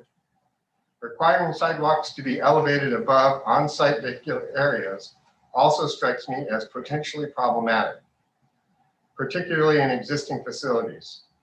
Proposed 11B 250.1 exception 4 allows for the installation of detectable warnings in lieu of raised circulation paths. Please consider, for example, a typical strip mall or small retail establishment where the parking lot pavement abuts the back of the public sidewalk. Will detectable warnings be required along the length at the back of the sidewalks? I am opposed to requiring elevated circulation paths. While they may benefit people who are blind, I think they are just as likely to create tripping hazards for those who have low vision. They may also reduce access or create hazards for wheelchair users or other mobility impairments. Lastly, if elevated circulation paths are to be required, please consider calling them walks instead of circulation paths. The definition of the former is sufficiently broad to include all manner of exterior pedestrian routes, and the latter is quite often misunderstood and misapplied. Either way, please change whichever definition is used to clarify that it refers to pedestrian-only routes. Otherwise, we'll be left with a standard that appears to require all areas where pedestrians may walk to be elevated. Sincerely, Eric McSwain. That's the extent of the comments received at the notice period. Thank you. Barbara, can you check the phone one more time for commenters on item 5? You have. Hello? Hello? You're the, Hello? hi, ma'am, we can hear you. Okay, this is Alex Warner. I'm with the City of San Diego, and I want to talk in favor of item 5. Go ahead. So I just want to congratulate the Division State Architect for all the work they've done on clarifying this item. We know that this is a very challenging item for everybody, public entities and private designers and developers. But it's a good start toward providing more information and guidance on detectable warnings.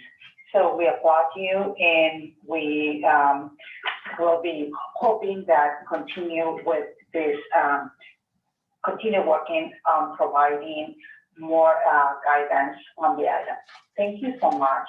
And really, we want to congratulate the DSA team for all the effort and a tremendous amount of work they've done toward trying to improve accessibility. Thank you again. Thank you. You have 0 questions remaining. All right, that concludes the public comment portion.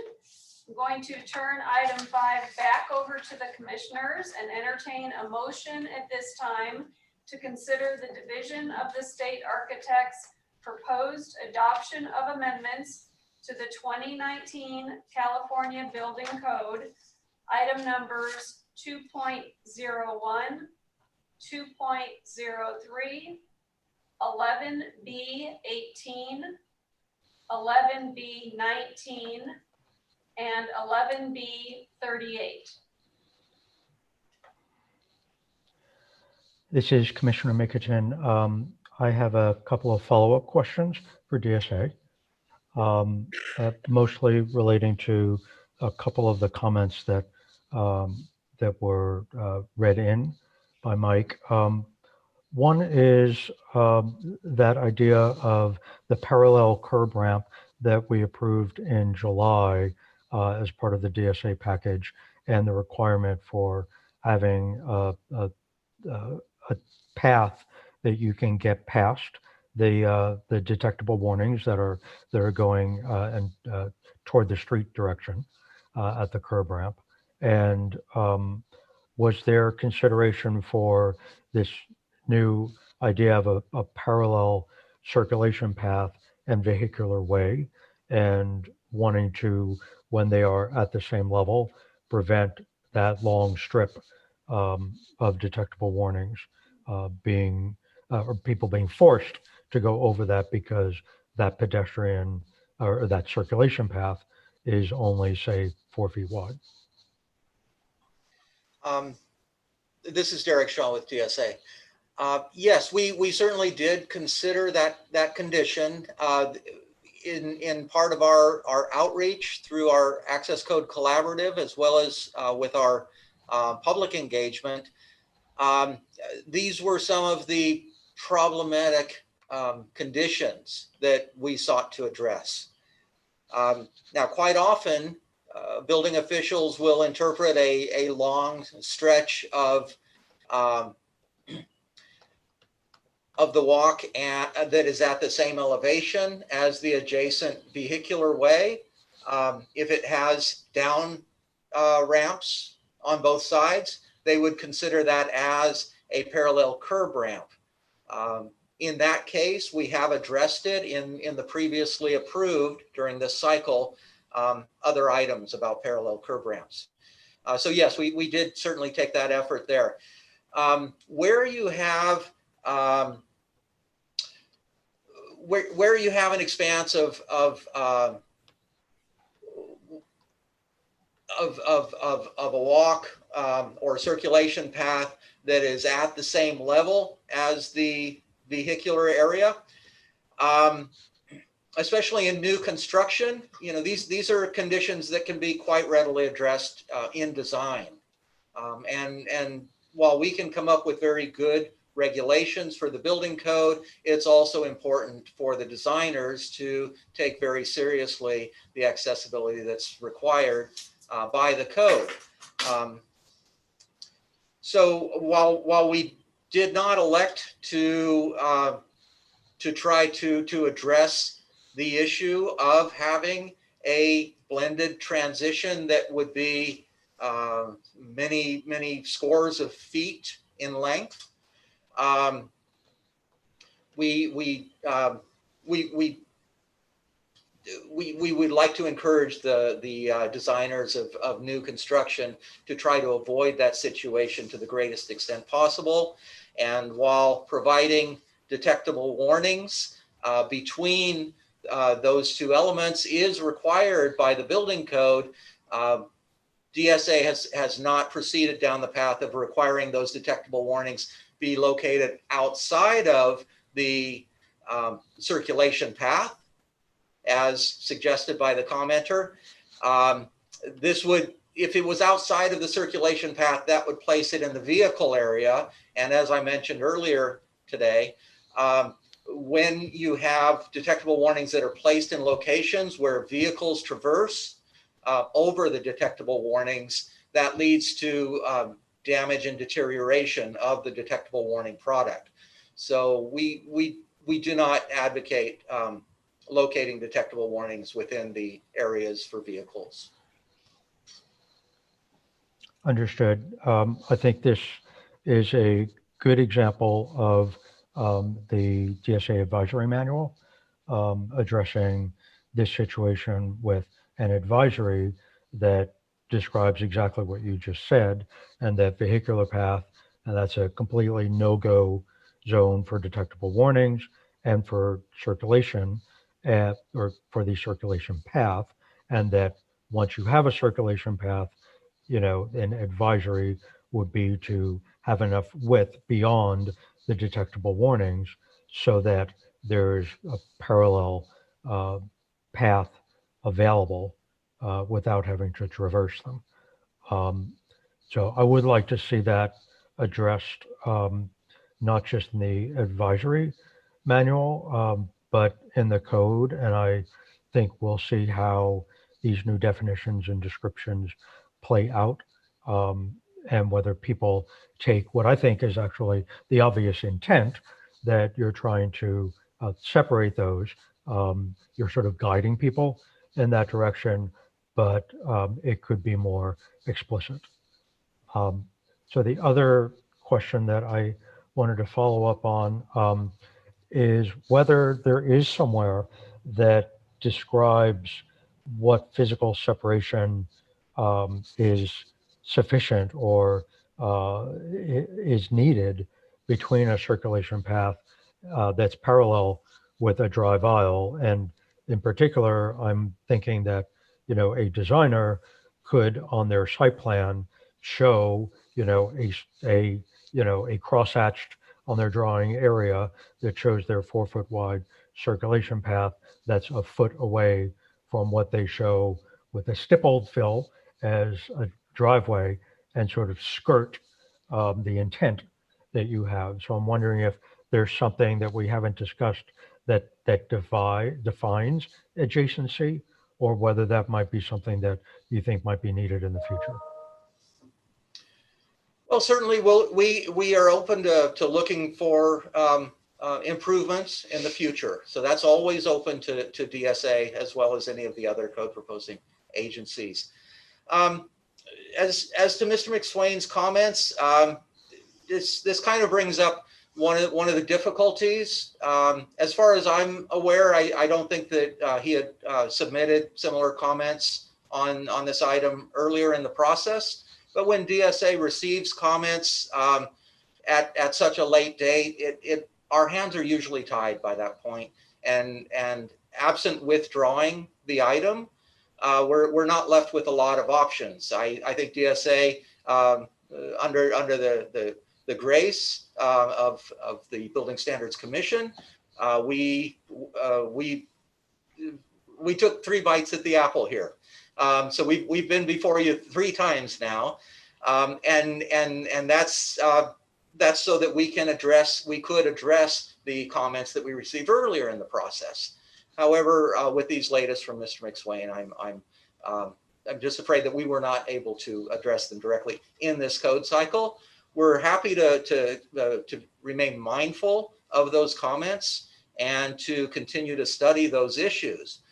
If we do find that amendments to the language would be appropriate, we would address that in a future rulemaking cycle. Thank you.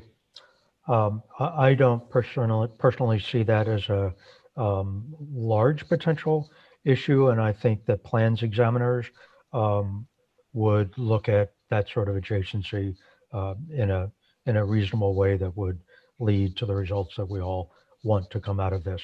But I was curious whether that was considered and maybe rejected. Last comment that I have is actually a question, is whether you think that if we were to look at exception 3, let me make sure I'm looking at your renumbered. I think it's the renumbered exception 3 that I read earlier, where it says at locations where circulation paths cross driveways or drive aisles, circulation paths shall not be required to comply with this section, and detectable warnings shall not be permitted except at curb ramps or blended transitions, with those words except at curb ramps or blended transitions being added. I wonder if that would be considered a non-substantial clarification that DSA would find acceptable, because I feel like that could add clarity and make sure that a designer doesn't propose a curb ramp that is on what they define as a circulation path as being without a detectable warning. Could you repeat, this is Commissioner Glassbergner, Commissioner McKitchen, could you repeat your suggested change? Right, so it says now, at locations where circulation paths cross driveways or drive aisles, circulation paths shall not be required to comply with this section, and detectable warnings shall not be permitted. I'm suggesting adding the words except at curb ramps or blended transitions. I could say complying with section 11B 247, which is where blended transitions are are defined. So I feel like that adds clarity to the intent, but doesn't, in any way change what that section says. I would agree with you. I don't think that it that it changes the intent or the specifics about the language. I am concerned, however, based on a series of comments that we received earlier in this code cycle, where we were really addressing some of these same issues. What is it that that leads to a crossing, and that did lead us to amending and presenting as exception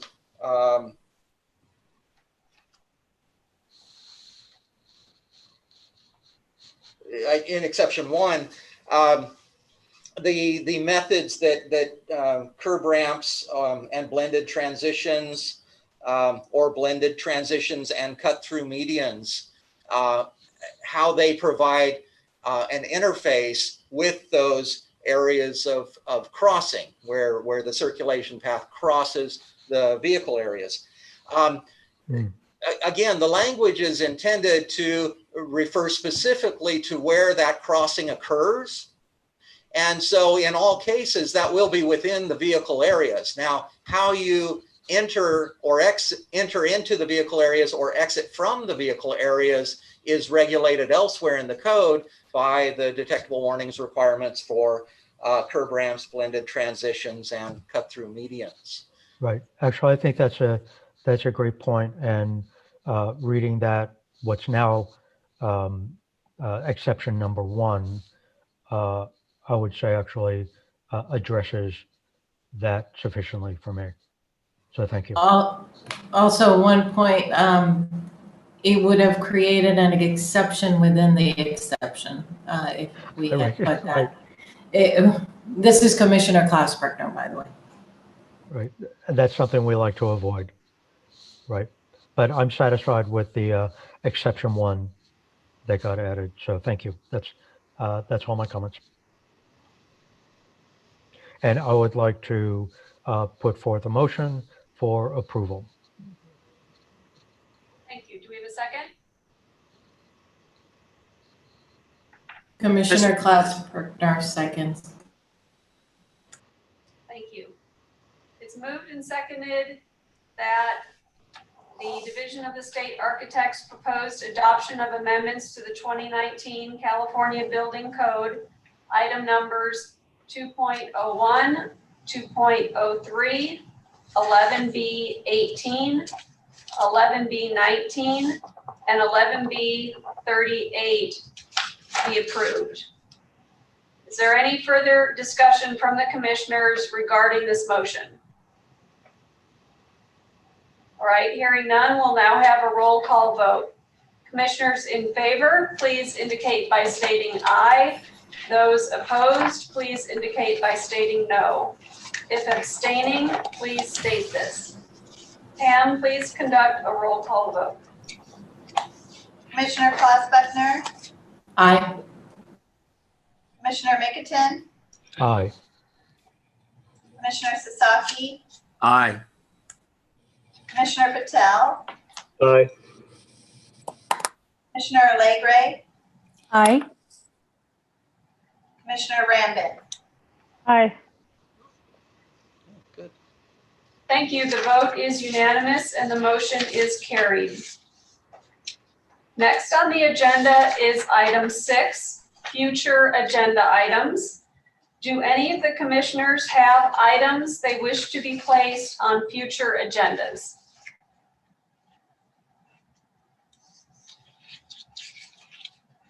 All right, seeing none. Does anyone from the public have items they wish to have placed on future agendas? At this time, I'd like to remind the public who are on the phone and wish to speak to put yourself in the queue now by pressing 1 and then 0. If you would like to identify yourself, please clearly state your name and who you represent. We'll give the callers a few seconds to queue up.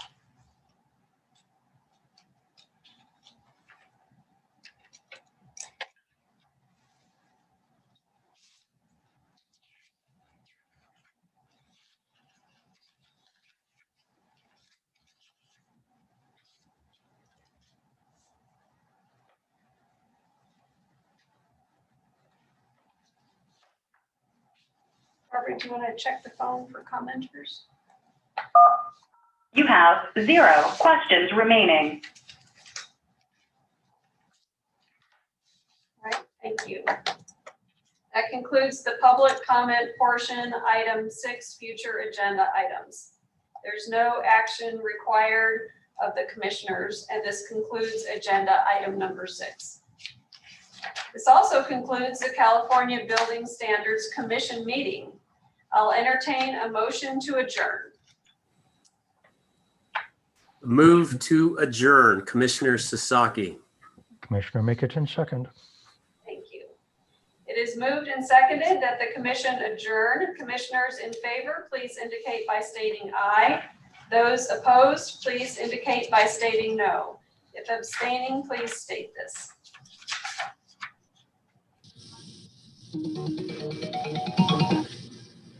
Pam, do you want to do a roll call? Sure. Commissioner Klaus Buckner, Aye. Commissioner Mickelton, Aye. Commissioner Sasaki, Aye.